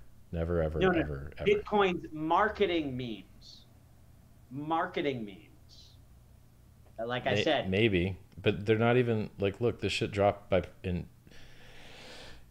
when you go to the website, it's going to show you that the average return of the people that got in earlier the day before annualized is some thousands of %, because it will have been. And since we're quoting your returns in HEX, the sales pitch to the end user is, do you want to make thousands of % return? And I star asterisks in HEX, which is the same thing every other fucking Ponzi does. They promise you 1% per day. Gains. Best marketing is anyways word of mouth. So if people are getting in and they're feeling like it's working and there's a referral thing, then it doesn't matter. Like, then that's the marketing, as opposed to anyways, that's one worry I have. You asked me. Listen, I've been wrong about things on both directions. It's going to be good and it isn't the other way. With your thing, I'm not making even a prediction. I'm just saying, I don't know, like anything. Here's what I think. I think that you have an internal discongruence in your own brain that you're unaware of. There's a 0% chance that I'm on a fucking YouTube live stream with you, which you do barely ever. There's a 0% chance of that occurring if your subconscious didn't think this shit was going up in price. Fucking period. So you may not be aware of that consciously, but I'm telling you that your subconscious thinks this shit's going to pump, or we wouldn't be on this fucking call. I bought Kyber token, Kyber network. I have a little bit of that. I don't even know what that is, dude. It might go to zero. I have bought that went to zero. I thought my stupidest one. You want me to? Why not? Yeah. What I can be. Sure. I bought OMG when they said they're going to be in McDonald's. Okay. Motherfuckers. I mean, what a joke. I've had zeros. Sometimes I get up before it gets to zero and I see I'm wrong. But there's a moment where you think something's great, and then all of a sudden you're like, "What the fuck is this?" Now, other times, I get into something and I love it more and more and stay in it. Ethereum never sold a token of Ethereum. Well, sir, you are perfectly built for the adoption amplifier. Since I'm giving you tips on how to make outsized returns and work around some of these dark patterns, you probably shouldn't put all your money into the adoption amplifier day one. So I've got a chart of what happened in other similar launches where they occurred over time. And it seems as though the market usually overinvests day one and then doesn't invest as much days after. And then it scales up and ramps up and picks back up, middle and later. Now that's a function of, the USD to Ethereum price and a function of how, Bitcoin is doing and how Altcoin is doing. It's a very insanely complex, thing. But I'm just looking at the data I got. Here's how many coins they got early. Here's how many coins they got later. I think people that listen to me are probably going to do better off splitting up their Ethereum to do the adoption amplifier over the first week. Now, why do you not want to do it over longer, or is there more risk to doing it over longer? Because every day somebody ends a stake profitably, it raises the share price. And so as you're waiting to try and get a better deal from the adoption amplifier, the share price keeps going up. And the real big payoff is on day 353, when at least 2/3 of all the Bitcoin free claims possible get paid to everyone, times the adoption bonuses plus the interest. It's just a lot of coins, right? So one more question. Sure. I mean, I kind of understand how, when I called you, I was like, I don't know how this thing is going to work. How to claim my things. I have all that. I do want to sort of get your opinion on a bunch of different coins, because I feel like we're going to talk about it. But my last HEX question is, now, can I give you shit? Do you mind that I'm? Please. I knew what I was getting into when I got on this call. It's my second round. It's not our first call together. I like hard questions. Like, I've spent years answering these hard questions, which is I have answers already figured out from them. I did your show, like, it might have been 6 months ago, and you told me when it's going to launch. I think you said, like, 3 weeks ago. Oh, yeah. Totally. That was more like 6 months, and you were like, maybe. So we added all those features. So here's the features we added. We added 10% to people who were referred. It used to just be, you know, just the referrers got paid. Now the referrers and the referee get paid. We added the adoption amplifier. We added the ability for SegWit to addresses to claim. We added AutoStake. We added a lot of shit. It was vital. Like, the stuff's all very good. Project Creep, I know all about it. Yeah, yeah. So, but where are we now? The thing is it? I so know we've totally, the audits are done. We're just cleaning up the language to publish the audits, right? So all the fixes have already been written, and all the fixes have already been approved by the auditors. So everything's done. The only thing that's left is to actually publish the audits, right? So we're cleaning up language, because if you think about what an audit does, it does two things. One, it finds bugs. That phase is over. All the bugs that could have been found were found. That phase is over. So what's the other thing an audit does? It gives people a perception of security, because as not advanced security experts themselves, they couldn't address the merits of the paper anyway because they wouldn't understand what was written on it. So you need to use language that imparts to them the confidence that you have as a technical expert in a language that they understand, so that they can feel the same things you feel, right?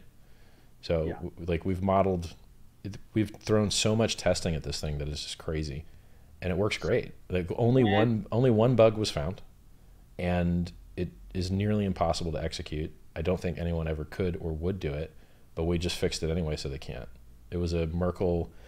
If you want to look on Wikipedia, it's called a pre-image attack against a Merkle tree. You can read about it. Please. Yeah. You'll knock me out with that. Yeah. So that shit's done, and what's left? What's left is the last screen of the wallet, which I think might be done now, but my lead dev is going to push it tomorrow. And I've got two devs working on it in parallel, apart from each other, aside from each other. So if one of them fails out, one of them's going to finish it. They're not working in serial. They're not working on top of each other. They're working in parallel.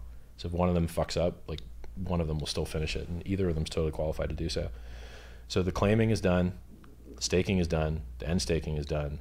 The adoption amplifier screen is the one that I need to actually, like, look at, because I think it's ready for me to look at now. And that's it. Like, if the wallet's done and the audit's done, we can set the date, right? So we're so fucking close. Like, there's just nothing left to do. Set the date. I thought there was like a 2 week. There's a 2 week. Exactly. That's what I mean by set the date. You would set it 2 weeks and 2 days in the future. Everything and then set the. As soon as the audits are published, and every screen of the wallet has its core minimum functionality, then we can set the date 2 weeks and 2 days in the future. So it's very close. I think November. I really think November. Like, I really, really think November, because like, I could I could launch right now if I wanted to, but shit would just be harder, right? Like, you'd have to manually do a lot of things that if I just wait a week, everything will be a lot better. All right. Okay.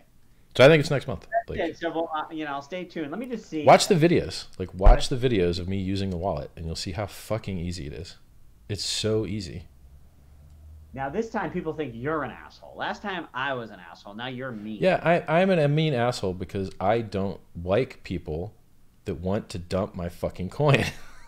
I want people to buy more, and it's really important to me. I designed something to appreciate faster and higher and harder than anything else in history.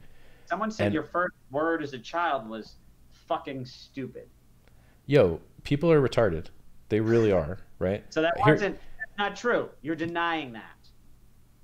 I don't think it was. I don't think it was. Your mom. Okay. Fabulous. Look, hold on a second. I want you to know how stupid people are. Okay. Think about how stupid the average person is, and realize that half of people are stupider than that, and that's how that guy got to be average. That's how fucking stupid people are. All right. Really, really stupid. I'm in Mensa. I'm not stupid. Most of you motherfuckers are stupid. And most of the people mints are stupid too, by the way. I want to hear what you think of these tokens. Lightning round. I mean, Go. it doesn't have to. For you, lightning round means it'll take 2 hours. Binance. I don't mind. I think Binance is like amazing. So the token? Probably even the token. Yeah. So like this company has fucking outperformed every possible expectation imaginable and continues to do so to a degree which I don't even understand. The amount that they shit stomp everyone else in the industry is just outstanding to me. They have their own blockchain. They have their own USA. They have their own fiat to crypto onboarding in multiple countries: Jersey, Ghana, United States. They have margin trading. They have futures trading. They have the most altcoin volume. They give away, when you want to put your coin with them, they give away that money to charity. The fucking list is just insane. They did like, they have an incubator. They have, it's fucking like, there's nothing they don't do, right? Now, whether that's good for the BNB price, like, I don't know. I'm not an expert on the BNB price. You know why I like it too? I mean, the CZ, I love investing with like people who are rock stars, and CZ is a rock star. Yep. And a lot of their people who work at Binance are paid or bonused, partially in the BNB. Yep. Like, and also I feel like, a lot of projects, I remember hearing 2017, I'm like, yeah, equity might be good, but I wouldn't touch that token. It seemed to be like for a lot of projects. You're right. And we all look stupid. With Binance, I feel like they like the token better than the security. Dude, it is 100% unreasonable how effective that company is. It's absolutely insane. Now, does that mean that the token has to go up in value anymore? Not really. They could have already, people have had this feeling for a long time now, and they're kind of out of new shit to add, right? They opened up the US, they opened up futures, they opened up derivatives, they opened up credit card purchasing, they opened up multiple fiat on-ramps, they had their own fucking blockchain. They got off of ERC20 and onto their own Tendermint, fork. Actually, I don't even think they forked Tendermint. They just use Tendermint, which is apparently what most people are using for their own kind of private-ish blockchain things. There's nothing really left that they can add. So, well, my feeling of what happened, the last run that went up to like 30, I think it peaked at, was they were all... I think it went up to 50 or something. What's that? I think it went up to like 50, I thought. I'll check it.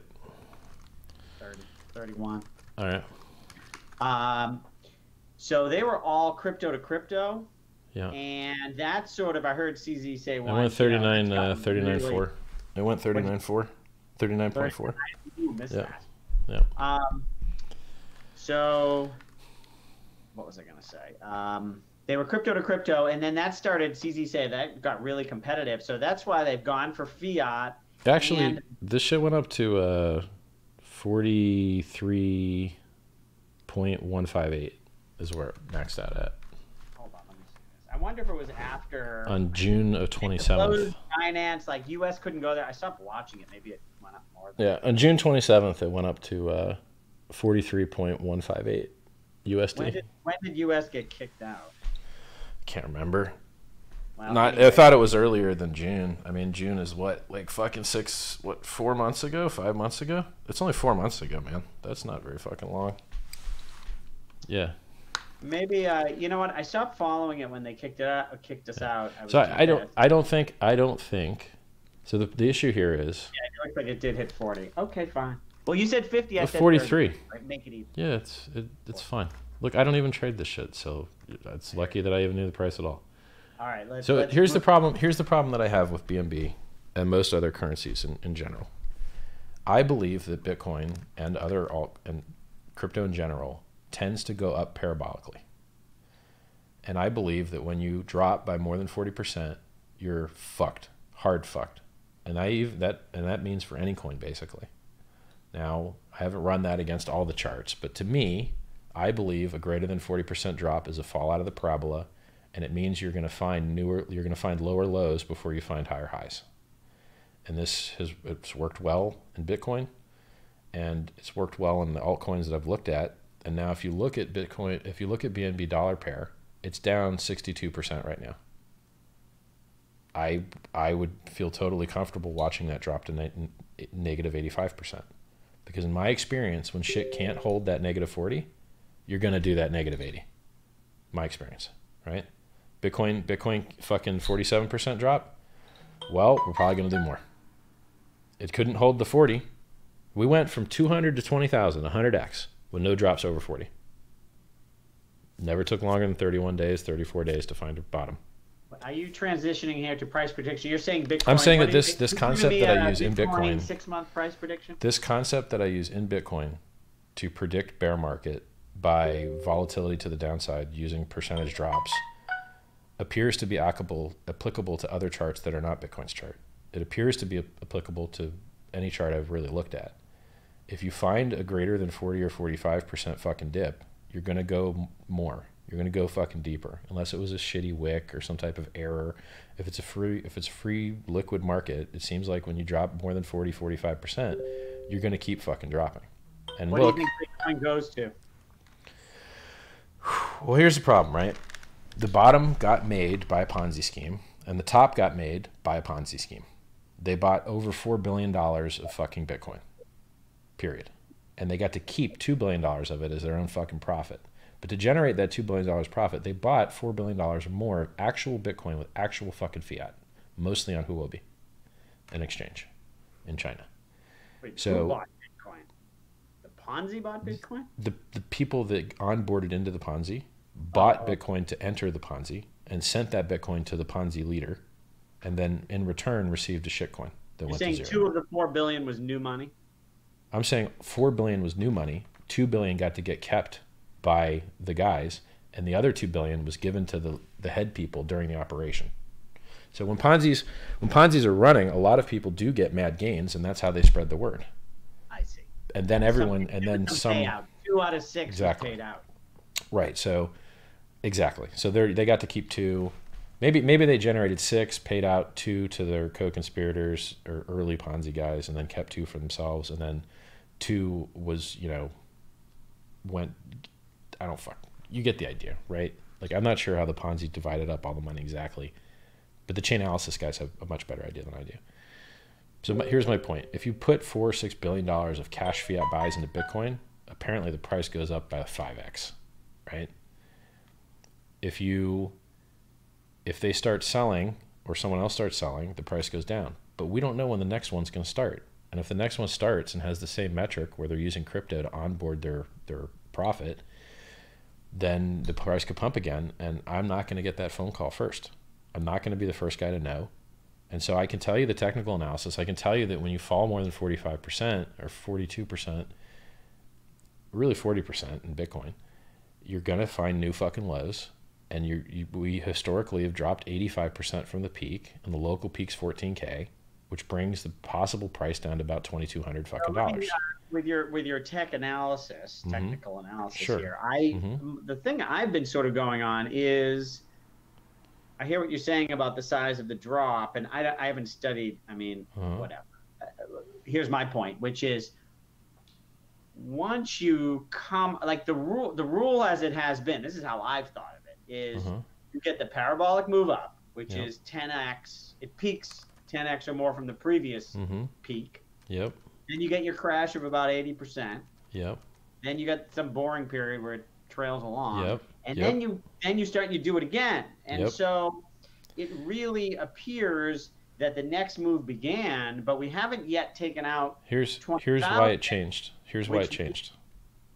It changed because Bitcoin was the Ponzi then. And the Bitcoin chart is what mattered then.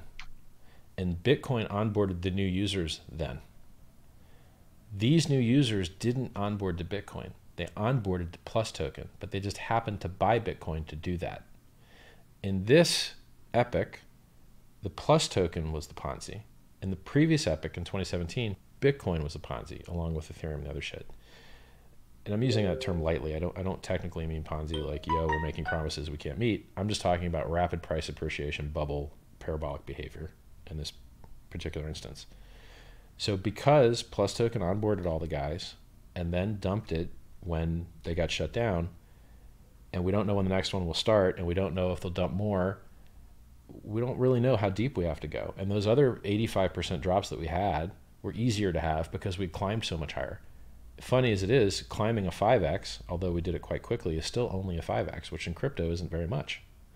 So we might not have to go visit 2200. We might not have to do an 85% drop because we didn't go up as high as we normally do. So the normal price chart analysis of Bitcoin got fucked by PlusToken because it was a Ponzi built on top of Bitcoin. It wasn't Bitcoin being the Ponzi. 2017 was the adoption. I don't like using the word Ponzi. I mean the gamble. Right. Sure. The speculative fever. The speculative asset yes. or the cryptos. In Correct. this case, speculative asset was something that doesn't exist. PlusToken. Right. Yes. And the people who did use Bitcoin to get there, yep. now a lot of that just went to a bunch of idiots who stole yes. money or who won in the Ponzi. Yep. So the people who won are looking for the next one. So yep. whatever. I hear. Well, look, there's a new address that got 94,000 or 95,000 Bitcoin that was just funneled out of Huobi into that address, and to me that feels like a reload.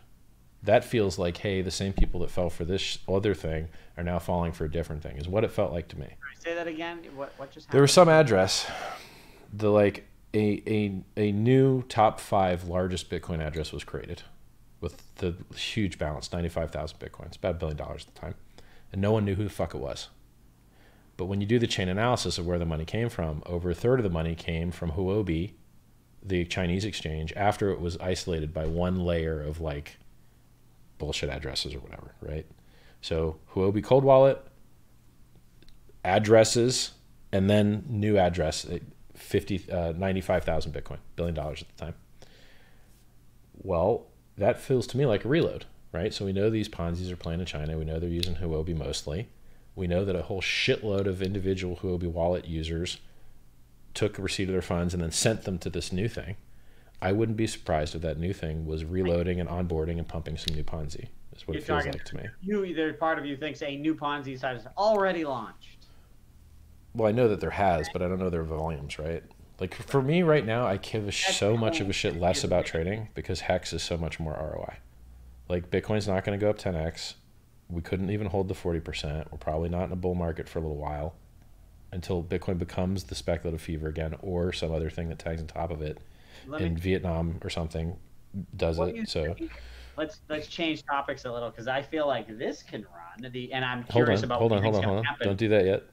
I want to say this. We don't have to go to 2200 because we don't have to drop 85% because we only had a 5x run up. Maybe we can stop at 6750 at the horizontal support. That didn't mean a fucking thing on the way up. Nothing mattered on the way up. So it could be the case that nothing matters on the way down. That Ponzi scheme fucked the chart. And I'm not an expert at detecting Ponzi activity. And if that's the chart and that's how you make price predictions now, I'm vastly less qualified than I was previously.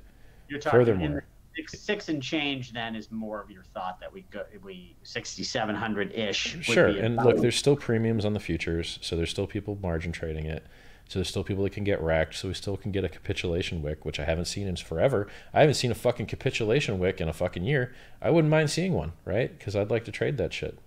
Or maybe because HEX I won't trade it. But if you do want to trade this shit, you're very likely to get destroyed. I do have a free price calls channel. I do have a free trading channel. Go to richardheart.win. You can 100x leverage, trade to your heart's content, EOS, ETH, XRP, Bitcoin, richardheart.win. It's not shitmex. Get off shitmex. Get onto richardheart.win. It's better. Or you could just not get wrecked before HEX comes out and do far better, which makes a lot more sense to me. Right. What do you think of MakerDAO upgrade to multi-collateral DAO? I feel like this could be, or before even MakerDAO, just DeFi. I feel like DeFi, decentralized finance on Ethereum, is for real. To me, being able to earn interest on dollars is kind of cool. I mean, for me, as someone who holds cash in my business, I mean, geez, imagine someday you could earn interest. You're making faces. Why are you skeptical about that? Well, I built a product to pay trustless interest to people so that we could avoid counterparty risk and we could pay people higher gains. And so I pay stakers instead of miners. That's what HEX was designed to do. Here's the thing. But instead, DeFi. I'm not going to be, even if HEX does awesome and I love HEX, I'm not going to be a HEX maximalist. Like there will be other, you know, staking and trustworthy places where you can, and maybe trustworthy to make mad gains, but you can earn 7% interest on compound, right? I mean, so let's talk about what risk you're taking for your 7%, right? Who actually controls whether that system works or not? The people who vote. Are you one of those people? No. Okay. So what we have is not crypto. What we have is a fucking bunch of people that vote to allow your investment to survive or die. That's what you have. Okay. So if you're comfortable getting paid 7% to trust that some guys don't send your shit to zero, enjoy your 7%, bro. I'm not. I've seen crypto get fucked so many times that I'm not excited to take counterparty risk. MakerDAO is backed by 300% Ethereum. I mean, that's not. Do human beings vote on parameters that are vital to the operation of that project? All I know is that the interest rate needs to be, the DAI needs to stay pegged to the dollar, and they use the interest rate to do that. I think they've been doing a good job. People vote, and if they decide to vote like retards, does the project get fucked? Yes, they do. You know what? We'll see. This guy Rune, who runs it, is not. The voting doesn't just do. You know, appeal to guy named Rune. You like okay? That's what crypto is made for. Because you trust a guy named Rune. What? Crypto is made to get rid of counterparties. Period. Not add them. Your opinion. Listen, I'm getting your opinion. That one so a lot of DeFi is sort of based on DAI. Or what about, well, then there's dollar peg token. It's a bunch of Rube Goldberg bullshit. No one can use their fucking tokens for anything because no one accepts. No, I am not any fucking maximalist. I'm a realist. I will tell you the reality. HEX doesn't even exist yet. I'm a realist. I tell you reality. The reality is that you can't fucking use crypto to buy shit anywhere. So if you're going to sit there and fucking hold it, all DeFi is something for these people that are holding their tokens that they can't fucking use anywhere else to play some fucking mind games, to shuffle some bullshit around, to be like, yo, look how useful. They're not actually useful. You're not actually generating any fucking utility. You're just having some bullshit to do with your useless token that you can't fucking spend anywhere anyway. Compound, it's lending, it's an algorithm. There's two pools of assets with an algorithm that sets an interest rate. People want to borrow money and use collateral for lending. This has existed for thousands of years. They want to borrow money. Invented lending and collateral. Okay. Money is defined as something that is a store of value, a unit of account, or medium of exchange. Crypto means none of these fucking things.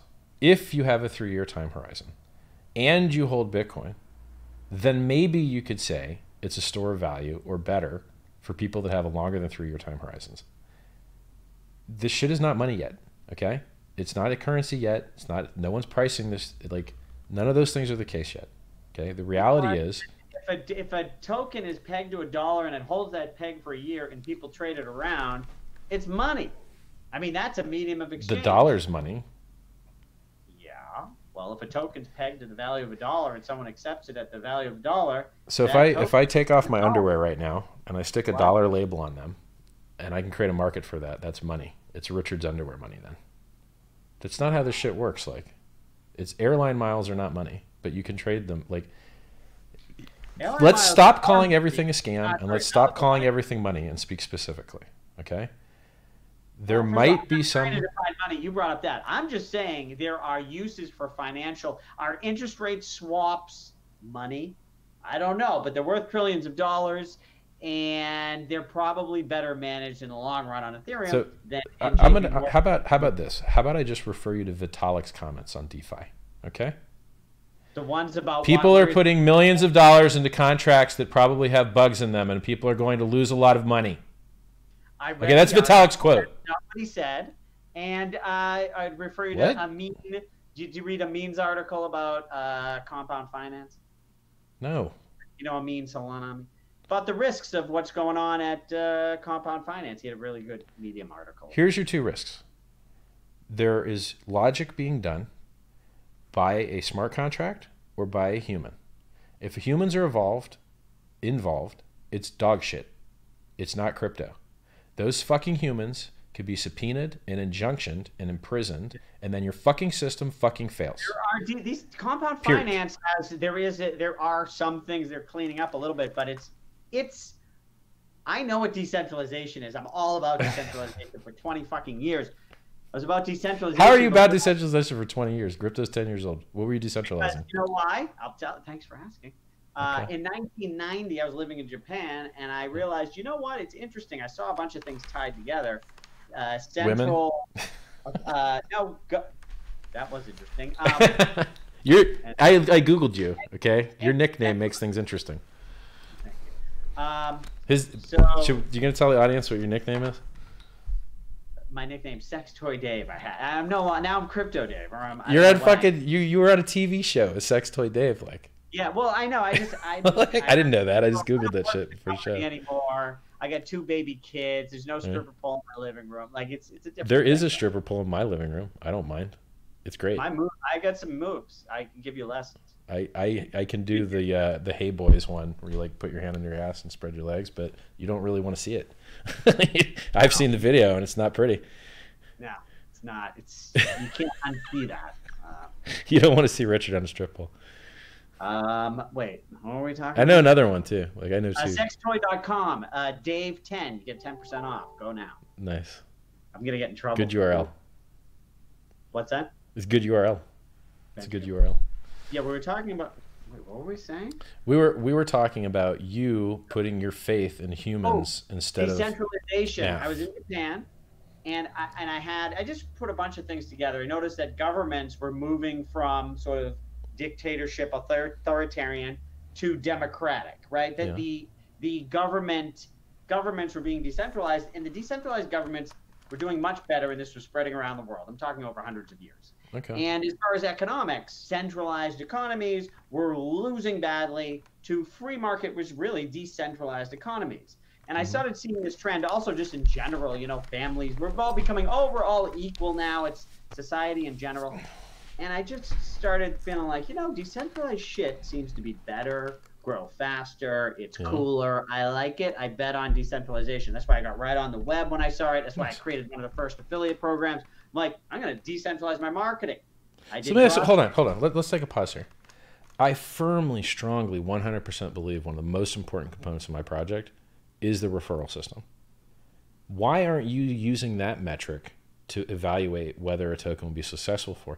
We know that the Bitcoin bottom was made because of the multi-level nature of the fucking Ponzi scheme. What they do is they say, hey, you're going to make mad gains, and get your friends in, and they'll get mad gains too, and then they make billions of dollars. And we're using the exact same formula. Except we're promising them higher gains. Gains. One thing I do, and in 2017, this made my life very easy, was I always ever think, I don't, like with these white papers, I can't guess if something's going to work too well. What I'm good at is after it launches within 6 months, looking at the numbers, looking at the metrics. If I see a lot of referral activity going on, and maybe I don't have to wait 6 months. Maybe in the first month, I see all of it popping on my Facebook is people mentioning HEX with a referral link. Yep. I'm going to be like, oh, this thing's working. Smart. So I do pay attention to that as a metric, but not until it's a metric, not as an idea. Yeah, and that's your thing. It's like, these are ideas that could work, but I don't know. I'll wait and see. I agree.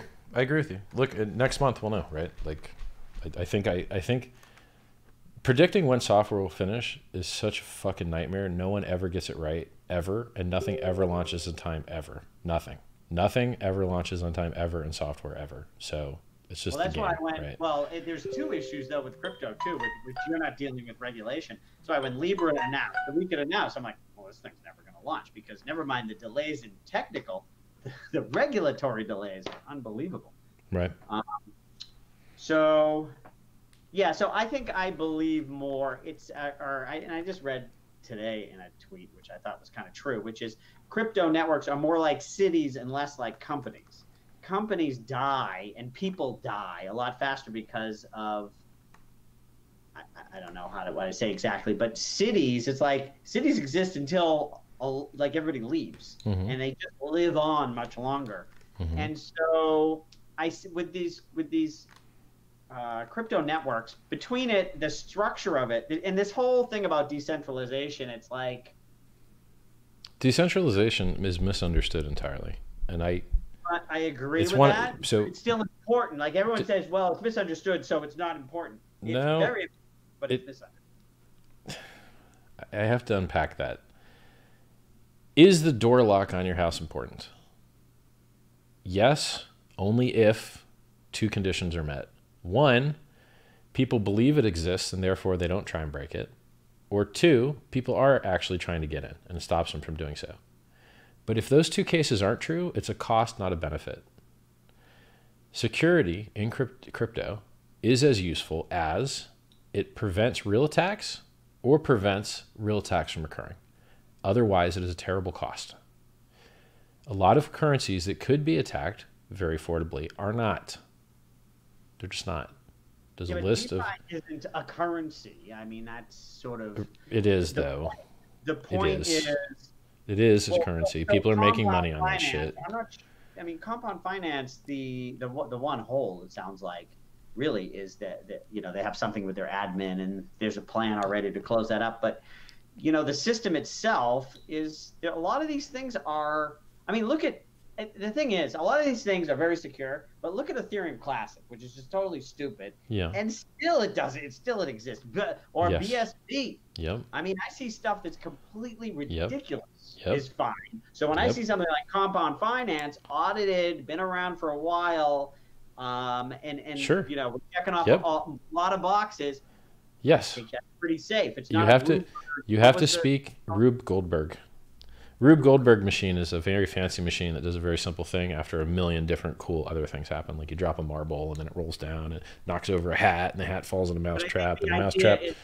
The idea that it keeps generating energy and never stops. Isn't that the Rube Goldberg? No, totally unrelated. So Rube Goldberg is where you add a bunch of very fun, interesting other extra crap to do something at the end. So like you'll drop them... I don't know why you missed it. You drop a marble, it lands on a lever. The lever kicks up a little Lego guy. The Lego guy falls in a hat. The hat falls over. It knocks over a domino. The domino knocks over a balloon. The balloon raises up and then pops, and then something falls out of the balloon. You just keep going over like a million abstractions. As long as you can keep building new bridges before the ball gets to the end. I mean. Yeah. So look, I am not saying that DeFi is without merit. I am not saying that DeFi is without value. I believe that we should make a peer-to-peer trusted middleman reduction system for all parts of finance. Bitcoin addressed currency, HEX addresses the time deposit, DeFi could address lending. That's all very good and very awesome. I know that building things is very hard, and I know the limits of blockchains. And the only thing a blockchain is useful for is censorship resistance, and the only way that it acquires censorship resistance is through decentralization.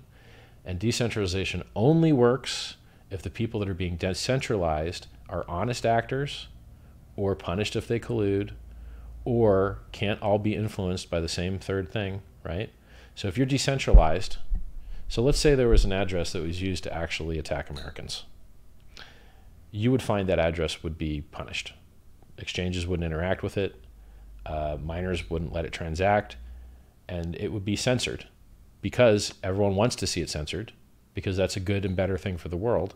And in that case, the decentralization, it would still exist, but because all the parties that were decentralized still agreed to the same thing. I mean, that's what a hard fork is. When Bitcoin implemented a soft fork to turn on SegWit, that was a decentralized system coming to consensus and agreeing to do a new thing. And they could do that to stop the halvening from happening. They could do that to increase the supply. So all of these Bitcoin networks are not mathematically enforced. Blockchains are not mathematically enforced. They're socially enforced, period. And if the society that runs their software decides to play by a different rule set, then that rule set will become fact. There isn't actually 21 million limit on Bitcoin. There's only 21 million limit there as long as people decide to leave it there. There isn't actually a cutting in half of the reward every 4 years. I phrase that a little differently with the 21 million, because I don't think it's that people have to decide to leave it there. They do. It stays there unless everybody decides to upgrade the software. Right. Sure. Yeah. Well, I mean, it's a lot easier to get people to sit and do nothing. But people agree. But people have to upgrade all the time for other security vulnerability updates anyway. So if they did upgrade, and this is what I've said too about Ethereum's monetary policy now is a lot more clear, but even back when it wasn't, It was like, well, they don't want, they're not gonna. Here's the funny thing, right? They print a bunch of coins for me. I mean, you know, that's not, and then it wouldn't get passed anyway. If you want to get rich, none of this shit matters anyway. If you want to get rich, what matters is, are more people going to buy or sell in the time horizon that I care about? All this technical stuff doesn't actually fucking matter, really. Right, but DeFi does matter, because with Ethereum, you've got the issuance rate is what it is, but if more and more tokens are being locked up, I mean, it's the same. That's just your theory with HEX. I mean, it's the same thing. If more people lock it up. It's different. It's totally different. Here's why it's different. But supply and demand. It seems the same, but it's 100% not the same. Okay? Here's why. If you have a token system where people weren't going to use their fucking coins anyway, then they were actually already locked up anyway. They just didn't declare it. Okay? So in the vast majority of crypto tokens, there is a virtual lockup because no one uses their goddamn coins anyway, which is why like 4 million Bitcoin are said to be fucking lost, because they've never moved. They just never fucking move. So you wouldn't be able to detect the difference between holding and losing the fucking keys, right? I mean, in a system, nobody's using it. No one uses it. 2017. No one uses it. Nobody uses this shit. Did you use crypto today, dude? Did you use it? I didn't. Actually, I might have. Okay, so for example, one thing is earning interest, which I'm working on, right? Mm-hmm. So I earn interest. It's like, so that's using it. I deposited, earn interest. Then the next sentence you come back with, well, what is the person who's paying the interest? What are they doing? It's something stupid. They're not really using it. Okay, well, they're doing they're investing, and maybe they're just pumping and dumping or something stupid, you could say. But the thing is, I am unaware of any reason to borrow a token other than short it. I don't know of any other reason why anyone would ever borrow cryptocurrency. People are trading. Well, people say there's no use, and then it's like, well, there's trading. Well, that's not a use. I don't know. There's a lot of trading going on. No, trading is a use. Trading is a use, but it's not a good use for the world. It's a net negative use. Las Vegas is... It doesn't mean nothing's coming. There's Gods Unchained is coming out. I don't know. People are using it even in the beta release here. Right. You think that's... So I think people will be better served by doing two things. One, what matters is how many people are going to buy after your ass. That's what matters. And is the rate at which new people are buying exceed the rate at which people will be able to sell or desire to sell? You don't think that causes price to go up? The Augur upgrade? What do you think? No. Look, I met the founder. He's a nice guy. The project's a great idea, but they just can't get users to use it. And but they're upgrading the whole system. The whole thing's upgrading first quarter 2020. Does it still run on a blockchain? Yes. There's all kinds of systems for making it fast in second layer, and it's based on AI instead of Ethereum, and there's a number of upgrades. Hey, it might not work. I'm asking. No, but like you're just solving the wrong problem. So you know what? You're calling me negative, but you're negative. No, most shit sucks. Most shit sucks, and for the shit that doesn't suck, you just have to know what the caveats are, right? Well, what do you think doesn't suck? I think Monero doesn't suck. I think Bitcoin doesn't suck. I think Ethereum doesn't suck. I think Dogecoin doesn't suck. I think any coin that holds its value. Dogecoin. Yeah, it's just another coin. Like, people aren't getting hacked. It fucking works. Who cares? Like, a lot of these things work, right? A lot of these things are still overpriced. That's all fine. Like, you just have to know what your trade-offs are, right? EOS isn't a real blockchain, doesn't have censorship resistance, but it's faster. That's fine. If you want to make that trade-off and have less censorship resistance but have faster, I'm fine with that, as long as you declare it as true. If you want to have some type of, this is balanced by that and I get 1 or 2%, I think you're fucking psychotic for risking anything in crypto for 7% a year.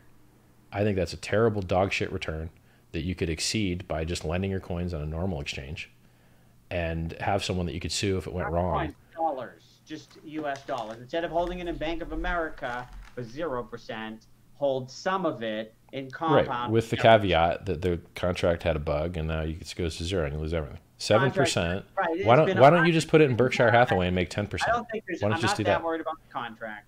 David, listen to me. Why don't you just put your money in Berkshire Hathaway and make 10%? It's up 10% over the last year. But that's not dollar pegged, and I can't do that with my business. I have a business that runs. We have to hold cash in case something goes wrong. And nothing ever goes wrong. I've been holding too much cash for 20 years. And so maybe earn a little, not taking all of it and sticking it on there, but earning some interest. I don't know, why not? Do you know what most companies use for that problem? A CD. What's that? Most companies use a money market fund or a CD to do that, but I'm sure you know that. What kind of percent can you get? Dog shit, like 2%. So, well, this. I mean, listen, it was 15% a few months ago. You know, the interest rates have come down, but CD has come down as well. I mean, yeah. Bro, I would 100% not risk anything in crypto for 7 fucking percent. Not in crypto. 7% is a dog shit comedy return for a lot of fucking risk. Right, I wouldn't risk. Well. 7% is a terrible return in crypto, and to accept any risk at all for that pitiful amount of money is a joke, in my opinion. So when you say in crypto, to me, there's a difference between Bitcoin and a dollar peg token. I mean, a dollar peg token has extra layers of abstraction and an increased amount of computation, which makes it a larger attack surface for bugs to occur. The larger and more complicated what you're doing is, the harder and harder it is to prevent bugs. That's why Bitcoin doesn't Look at Tether. Yes. I mean, it doesn't even have the reserves, and it still holds its. I mean, you couldn't have a worse dollar peg token than Tether, and the thing has no problems. I mean, the appeal to other things sucking more is not the best argument for a thing, but yeah, I can't disagree. Well, I'm just saying. So if something that sucks is working, something that doesn't suck, I am more optimistic about. Hey. I hope all of the DeFi shit works wonderfully. Ethereum, if no one's even attacking Ethereum Classic. Dude, they 51% attacked it, but then the hacker gave the money back anyway. It was hilarious. I feel that I hope that DeFi works wonderfully, and I hope that they DeFi layer 2 the living shit on top of HEX, because HEX will be one of those underlying things. You talk about multi-collateral DAI, cool. Now you can collateralize for DAI fucking HEX tokens, great. I hope DeFi does fabulously, because I will make a lot more money if it does. Yeah, I just feel DeFi products, really. Right. Correct. I feel I like telling people the truth, and I think that there is a shitload of risk in contracts and a shitload of risk in counterparties that is the reason that crypto was invented. And we have seen lots of people lose hundreds of millions of dollars to smart contracts. All this risk. Okay, let's talk about the people who lost money. Why would you be the only one who could figure this out? Because I paid more. I paid more to better auditors and waited longer to do it. And that's it. That's the only difference. Who are the let me find this article here. I don't want to pick on a particular project that I've done limited research into. I want to speak in generalities because it applies to the majority of projects. If you found an outlier, congratulations. Well, no, I can tell you that the DAO that lost $100 million or $80 million or whatever the fuck was one of the first instances of a contract getting destroyed. I can tell you that Polkadot losing 120 million or however many millions they lost was an example of how much you could lose in another smart contract. I can tell you that the parity multisig hack, where everyone that used the parity multisig implementation got all their fucking funds destroyed, literally destroyed, just, you can't ever access them anymore. Okay, hold on. Let me tell you. So first of all, I don't like going by all, I don't do that. I feel that successes are sort of, one in whatever, 100,000. I'm not talking about success. I'm talking about security failures. And find the ones that are successes, not just the random. Yeah, I'm sure a lot of stuff sucks, but my point is that something is good. So this article here talks about Compound had an Open Zeppelin audit report, Trail of Bits audit report, and Certora audit report. Yeah, I think Trail of Bits does fantastic work, and their shit is probably legit. Now, when you get a Trail of Bits audit, they rate it in man weeks. And so you could kind of look and see how many man weeks was put on it. More is better. So sure, maybe their shit works. Cool. It includes humans in it, right? Well, crypto is made to get rid of the humans, man. The thing here, so I don't know, but Look, I'm not an expert on these things. I am an expert on a lot of things. I am not an expert on which fucking hyper abstraction. We're going to over collateralize, and then if our collateral runs low, we're going to liquidate, and then the liquidations can only move by this amount of price, and everything's going to work. Look, finance has done that shit numerous times, and it has blown up very often. And much smarter, much more well-funded people with much less attack surface have had their cool inventions fucking explode. You're talking on crypto? I'm talking on normal commerce. I'm talking about credit default swaps. Yeah, but it's different. Okay? Credit default swaps was a great fucking idea. Credit default swaps is a great idea with over-collateralization. And then it fucking failed because it wasn't over-collateralization, right? It turns out that the collateral wasn't enough to cover the loans. And you could have the exact same type of failure in any of these fucking systems. Well, but MakerDAO, when MakerDAO came out, I said, oh, okay, but is it going to work? I don't know. And then Ethereum crashed. No, but you're making a... So then I said, okay, it works. You're making an assumption about a binary works or doesn't work world when I'm trying to add nuance and let you know that there's probabilism and there's base theory, which indicates that, yes, something might work now, but it might not work later. How much evidence do we have in general of things of this type failing? Why do we believe that this is going to be the outlier and that it won't fail in that way? How much are we willing to receive as a payment to accept that risk? I'm telling you that there is a shitload of risk in DeFi. Vitalik told it to you himself. If you don't believe Vitalik about Ethereum, you're probably not going to believe me about Ethereum. Article, you're referring to the one where he said, why is it 7%? You know, so it must be based on the risk. Like, why is that 7% and Bank of America is 0%? You not that article? Not that one. A different one. So I think it was a tweet. I think it was an interview and then a tweet. The point is, if the hundreds of millions of dollars of money that has been lost in smart contracts doesn't give you pause and make you want a very large return to accept that risk, I don't know what to tell you. You're not a security expert. There you go. Like, there's there's hundreds of millions of dollars that have been lost in smart contracts. I believe that my contract's secure as fuck because I got the auditors to approve it. They've got a similar level of auditors. Maybe they should have a similar level of confidence, right? Maybe their shit isn't as magically. So here's the other problem, right? Their game theory makes a lot of assumptions about how much of a thing is enough, like over collateralization, right? All of those stable tokens revolve around this idea that if something goes down in value, we'll take some of that over collateralization to make up for it. But if that number's wrong, even if the system is programmed perfectly and has no security flaws, that economics flaw is not accounted for by that. HEX doesn't have economics flaws. We don't use over collateralization. We don't reference or peg to anything else. We cannot fail in that way.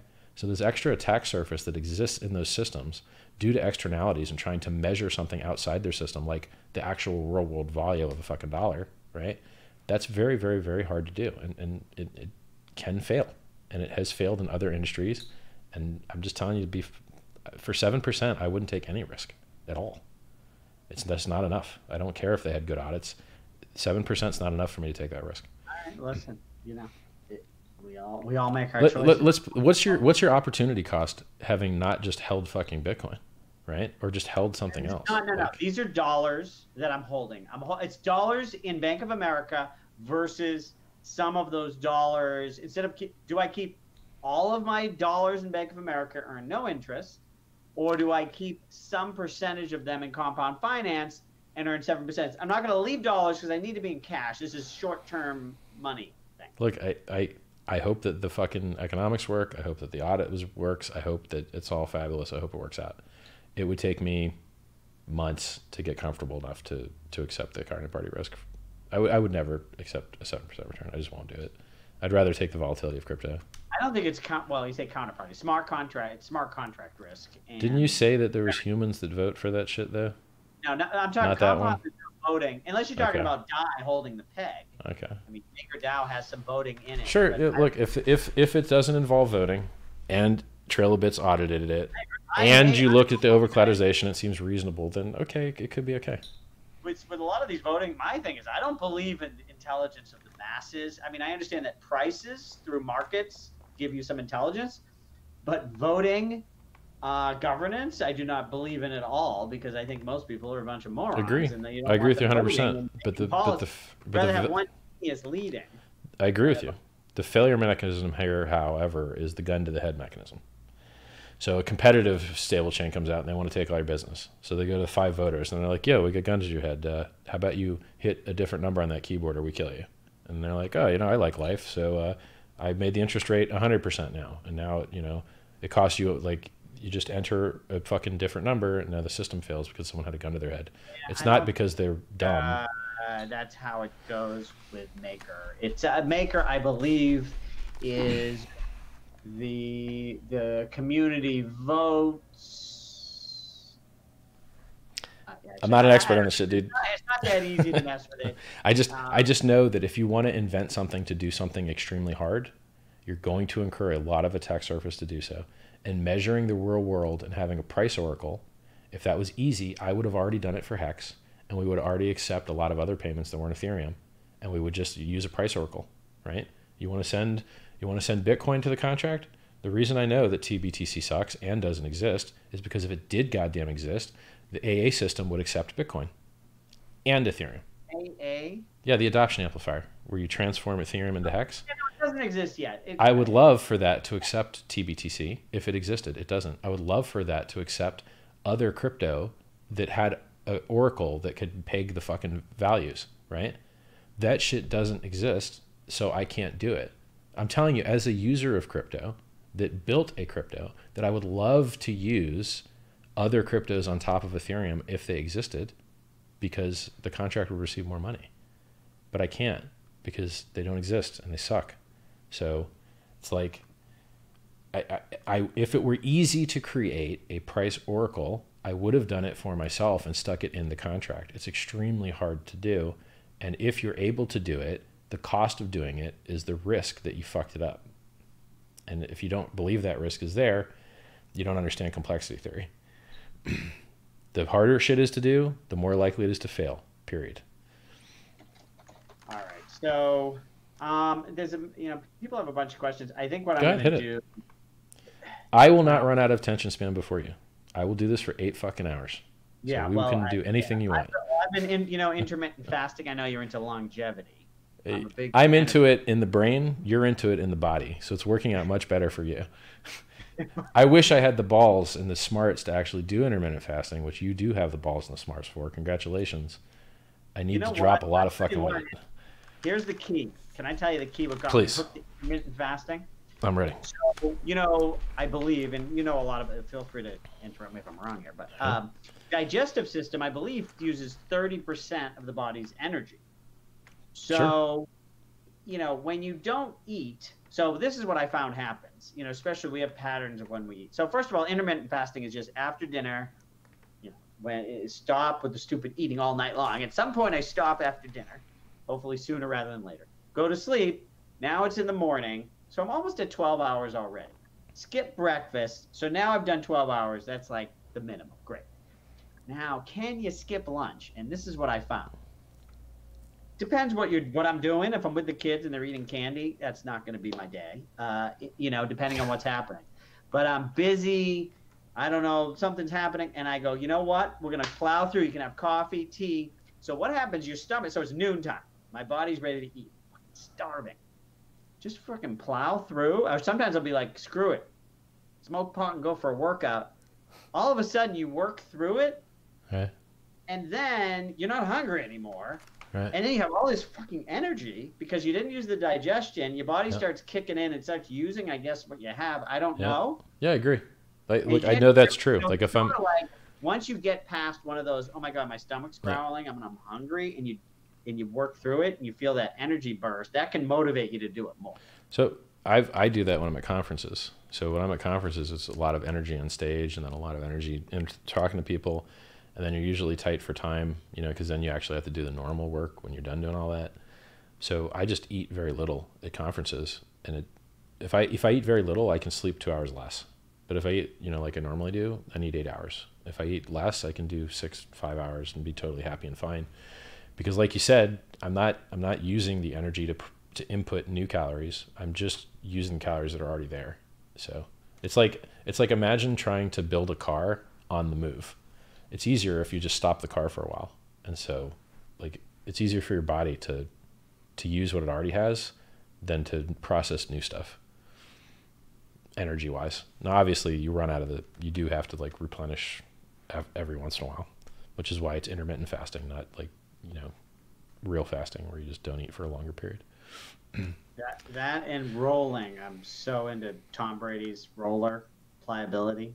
Okay. You know about that thing? I was getting most people, rolling is Brazilian Jiu-Jitsu now for some reason. So that's what they call it when you practice BJJ. Yeah, it's called. But rolling as anyway, well. I'm so hungry. Or doing drugs, doing ecstasy is called rolling too.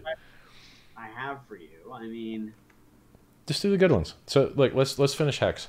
I truly designed HEX to appreciate faster and higher and hold it. It's designed to do that.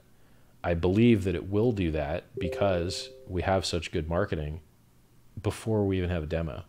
Wait till we have a demo. Wait till we have a test net. It should be next month. We should launch and then measure how the performance is, right? I mean, we got 17,000 email signups off of not a dollar spent marketing and not even a video of the project working, right? Like nothing. So imagine how good we'll do once those things are there. And I could hit record on this machine, actually the machine next to it, and just record the system working right now, which I might do at the end of this call. Yeah, like I believe in the design, I believe in the security, I believe in the game theory, and I believe in the marketing. And to me, there's just nothing left. You remember that token that got $9 million that lost all the money? The one that we mentioned in the very beginning? The one that spammed up the network. It was like, half of the transaction volume on Ethereum. Yeah. Oh, the FairWin token. Yeah. Look at their fucking marketing. That's the level we're at, right? Now, I don't like the appeal to, hey, this other sucks and we don't suck that bad, so we must be good. I don't like that argument really, but it's hard to avoid it in this context because that video is so funny. The FairWin video. Have you seen the video that they did? No, Okay, everyone in chat, I'm going to send you the FairWin video real quick. Let me go to my calls channel and scroll up a little bit and find the video. And I'm going to post you the link that I tweeted. Because if you wanted to make a video this bad and I paid you to do it, you'd be incapable of doing it. It's bad to a degree that is almost inhuman. Like, I've never seen a video this bad, ever. Green screen in the background, fake books, Russian guy, a Chinese manuscript translated to English, read by a Russian guy very poorly. Fiverr style, like you pay a guy $5 to do it. All right, I got the link here. I'm going to post it to the chat in YouTube, and then I'm going to post it to Dave in Telegram. Or actually, yeah, that's what I'll do. I'll post it to Dave first. Actually, I'll post it to chat first, and then I'll post it to Dave because chat's on lag. It'll perhaps synchronize you guys. So, someone keeps texting about Tezos, and while we're waiting, can I just say, Tezos, when I am not a believer, they sort of like, well, Bitcoin has problems with the community coming together, so we'll have a system of on-chain voting. I'm not a believer in on-chain voting, especially in the long run, and so I don't believe Tezos would have to show me, and maybe, in 20 years, there'll be some voting systems where people really figured it out and it works for certain things and we'll know. No. Right now, I wouldn't bet on anything with voting because... If you ask the general public to vote on highly technical questions, they should get the answers wrong. Yeah. Period. Look at our look at the election in the U.S. I mean, voting. I wish we had voting tests. More on A versus more on B. I think that you shouldn't be allowed, if you're not allowed to cut hair or be an electrician or drive without a license, and that's the world we live in, well, I think voting's as complex as those things. And I think most voters don't understand any of the policies that the people claim to have. I don't think they understand which of the policies could possibly be good. I don't know that I would pass and be actually qualified to vote in an American election and actually do a good job of it. I think that we should make it a specialized skill that people are actually good at, and then we would have better outcomes. I have a video on this on my YouTube channel. We should pay more to get better applicants for the jobs. We should have better voters through voting tests, and we should have a better voting system by using ranked lists and the Condorcet method instead of first past the post extremism, which is just like, the guy that gets, the guy that everyone would be okay with doesn't get it. The guy that everyone hates, but a little bit more % likes, gets it. So we need to fix all three of those things. I believe my YouTube video is called, voting for the lesser of two evils sucks, how to fix democracy. I'll post that in the YouTube chat too. But Did you watch that, Ponzi? I'm like, my hunger it's hitting me, man. All right, bro. I feel you. It's almost 7. I did. Why don't you, dude, click that Ponzi video real quick, man. Just a quick, quick get together. All right. So look, you want to show your stuff, and then I show my stuff, and we did a good enough job. I'm gonna do. It's funny. You reminded me. I should shill my. Holidays are coming. The biggest selling season for sex toys. I don't work there anymore, but I still own it. Is the two biggest sell seasons: Christmas and Valentine's. That's the meat and potatoes in the sex toy industry. I have a coupon because I have a friend who got really big in Bitcoin. He just hit me up the other day. He's doing his yearly Halloween order, he told me. And I was like, I'll give you a coupon. And so I had one made. Dave 10 gives you 10% off. Nice. What if we put Dave 20? Can we hack the system? Probably not. There's probably some old coupon that might still work at Dave 20. I don't know. If it works, God bless you. I don't know. Awesome. Those dark patterns. And so that's sextoy.com, not toys, because toys I have to pay them commission. Okay. You probably. I didn't buy. I could have bought sextoy.com. I bought sextoy.com for $70, but I was like, which one should I buy, Sextoy or Sex Toys? Because I didn't want to spend another $70. Good thing you saved that $70. Yeah. Thank God. You could sue them for trademark violation and brand. What else? I want to show my YouTube channel. So Dave Lavine, my name, DaveLavine.com, where you could find me, and that's usually my social is some version of .com, like Twitter. Although I use Twitter for reading, I don't have many followers on Twitter, but feel free to follow. I post wonderful things. Dave Lavine 0, the number 0.com. You could refer your Bitcoin whale buddy and make 20% on top of a stack if he uses your link, right? You already have an Ethereum address, so. What are you talking about? You said you got a Bitcoin whale friend, right? Send him your affiliate link for HEX. You make 20% on a stack. You said you had a friend that made it big in Bitcoin. He makes a big annual order every year, so you made him a discount code. Right. Yeah, so send him a HEX link. Send him a HEX referral link with your code. You get 20% on a stack. Referral. Hey, you never know. That would be fun. 20% on a stack. See, most people in crypto, they make 1% of 1%, right? Like all these wallets that try and monetize, the only real income they get is people who use Changelly or Shapeshift to try and convert one crypto for another or buy with a credit card. Then they get banged for 2%, 5%, 10%, depending. And then the wallet will get 1% of that percent. Well, that sucks. That's not a lot of money. 1% sucks, and then 1% of 1% sucks. In HEX, you're getting 20% of their stack, their whole payout. That's a lot bigger number, right? Now, obviously, that number matters more if there's a good HEX USD price, which we don't have yet. So it's a big payout. There's nobody else in crypto that I know that pays better than 20%. So we kind of max that out. So I'll show my stuff. Follow me on Twitter, twitter.com/Richard Heart Win. Follow me on YouTube, youtube.com/Richard Heart. Go to my free calls channel, t.me/Richard Calls. Crypto chat, t.me/Strape. HEX chat, 4,000 people in there talking smart stuff. Complex system, you can make a lot more if you use the system the right way. t.me/HEX Crypto. Strape Charts trading channel, t.me/Strape Charts. I got a free book, wrote a couple books actually that are free. They have every good idea I've ever had for the most part. t.me/Scivive, like Survive Through Science. SCIVIVE. And if you're going to donate to charity, donate to sens.org, sens.org. They accept crypto. If we cure cancer, everyone lives only 3 years longer. If we cure heart disease, people only live 3 years longer. Why? Because they're symptoms of age, and if you cure them, the next thing comes along and kills them. So why don't we do some research and do some science that could get us more than 3 years? If we get 4 years by any method at all, it's better than curing cancer, which kills 40% of people, and it's better than killing heart disease, which kills 40% of people.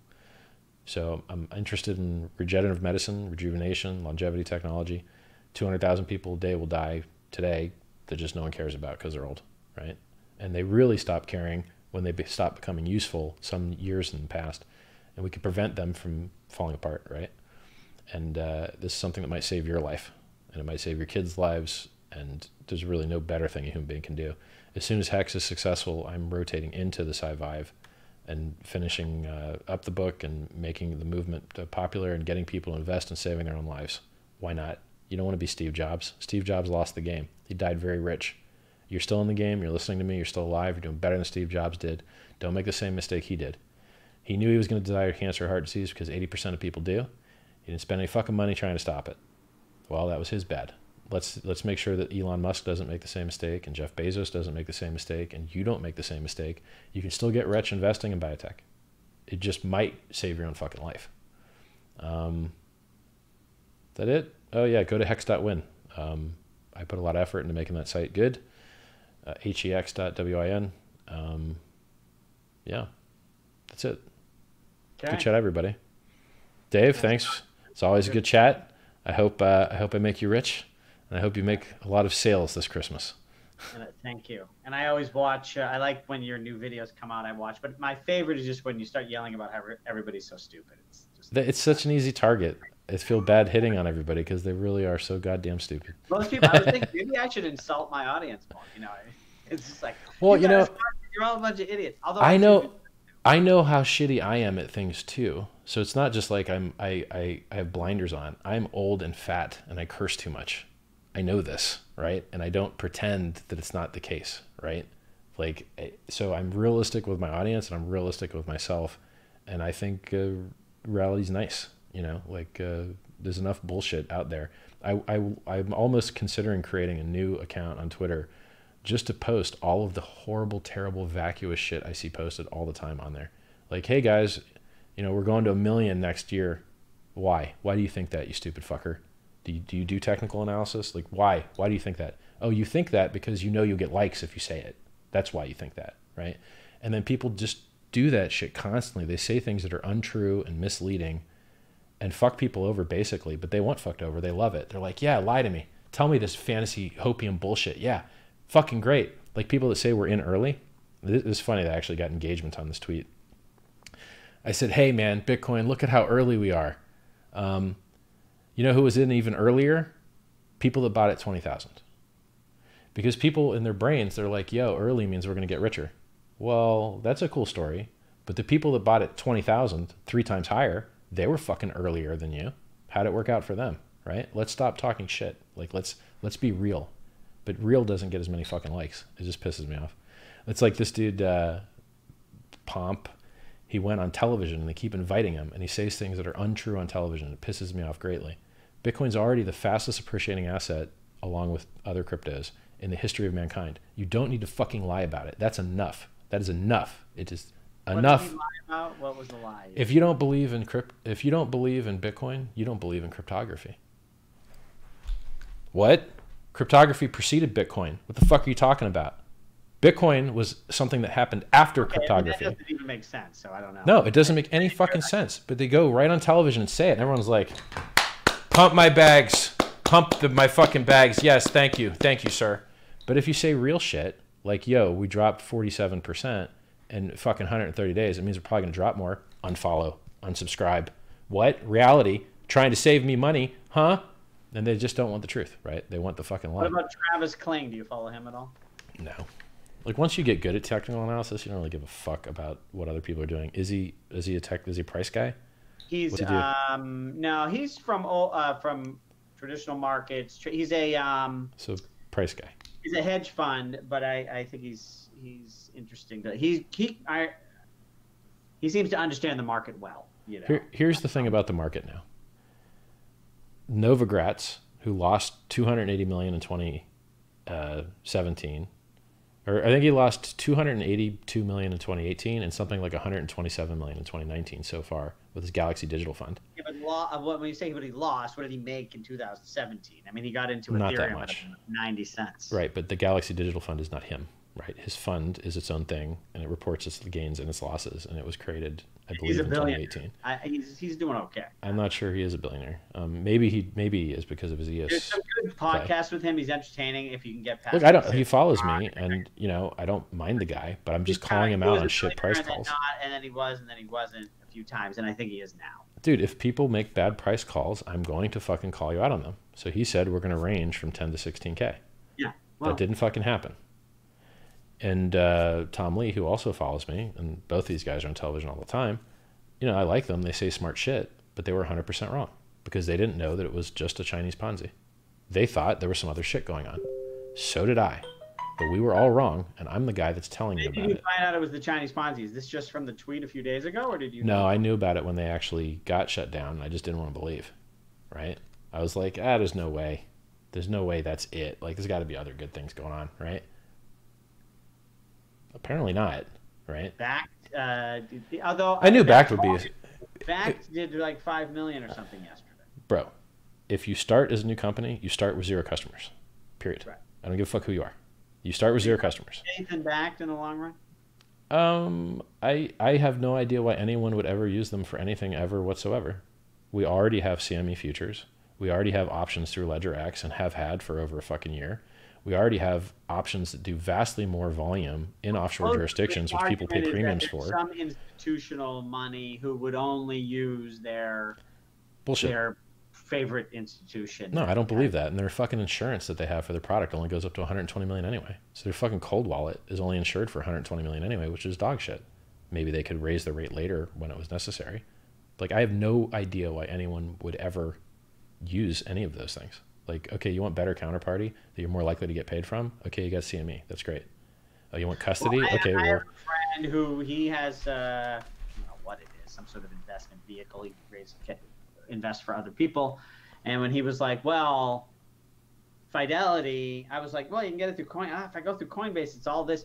But if it's with Fidelity, but we already have custody solutions from Coinbase and Gemini and BitGo. The reason it was easier for him to go with like if he's with Fidelity, that's easy because he's all set up with that. Okay. And it's regulated, and he doesn't have to create new this and that. I don't know. That's supposed. Here's the money. Here's the problem I have with new markets opening up. Okay, hey, a new market opened up. Great. So let me give you an example. We just had all-time high volume for Backed, right? We just got that. They were doing like 9 coins a day. Now they did like 500 coins a fucking day yesterday, right? Which is still pitiful dog shit, but it's a lot better, right? And what did the price do? Price went down. So Backed volume went up and the price went down. Do you like that? Do you like that relationship? Is that a good relationship? It turns out that when fucking markets open, it doesn't mean everyone's just goddamn buying, right? So if you prefer this counterparty because you run some fund that has some fucking rule, sure, you may like to buy there, but you know who else might be on that fucking exchange? The guy who sold to you. And he might like it better there too. And he might want to sell more than you want to fucking buy. So just because you open a new market, that shit does not mean the price is going up. When CME launched, the price took a fucking shit. And when Backed launched, the price took a shit. And when Back's doing more volume now, the price took a bigger shit. Launches, Ameritrade's had fucking Bitcoin on there forever. Ameritrade has had access to the CME futures on Bitcoin for eternity. Futures, I've heard they're working on, just you can buy Bitcoin, Ethereum, and several tokens. No one cares. They just want to make money. And it's easier. No, I know. Don't you think that would add some buyers? Because TD Ameritrade has a lot of, sort of stock investor types who. Sure, I would lean towards that being bullish. But every time a new thing is launched, just push the price down. So at what point do you want to learn that? You're like, okay, CME launched, push the price down as fuck. We dropped 85%. CME wasn't buying any Bitcoin, so that. Oh bullshit! Why do you think we ran up the fucking run? Like. No, it's CME settles in dollars, so it's not. It's just a. Bro, we went up multiple $1,000s per day just before the fucking launch, and then we dumped just after the launch. Don't pretend that the launch didn't matter. The fucking peak was the day of the fucking launch.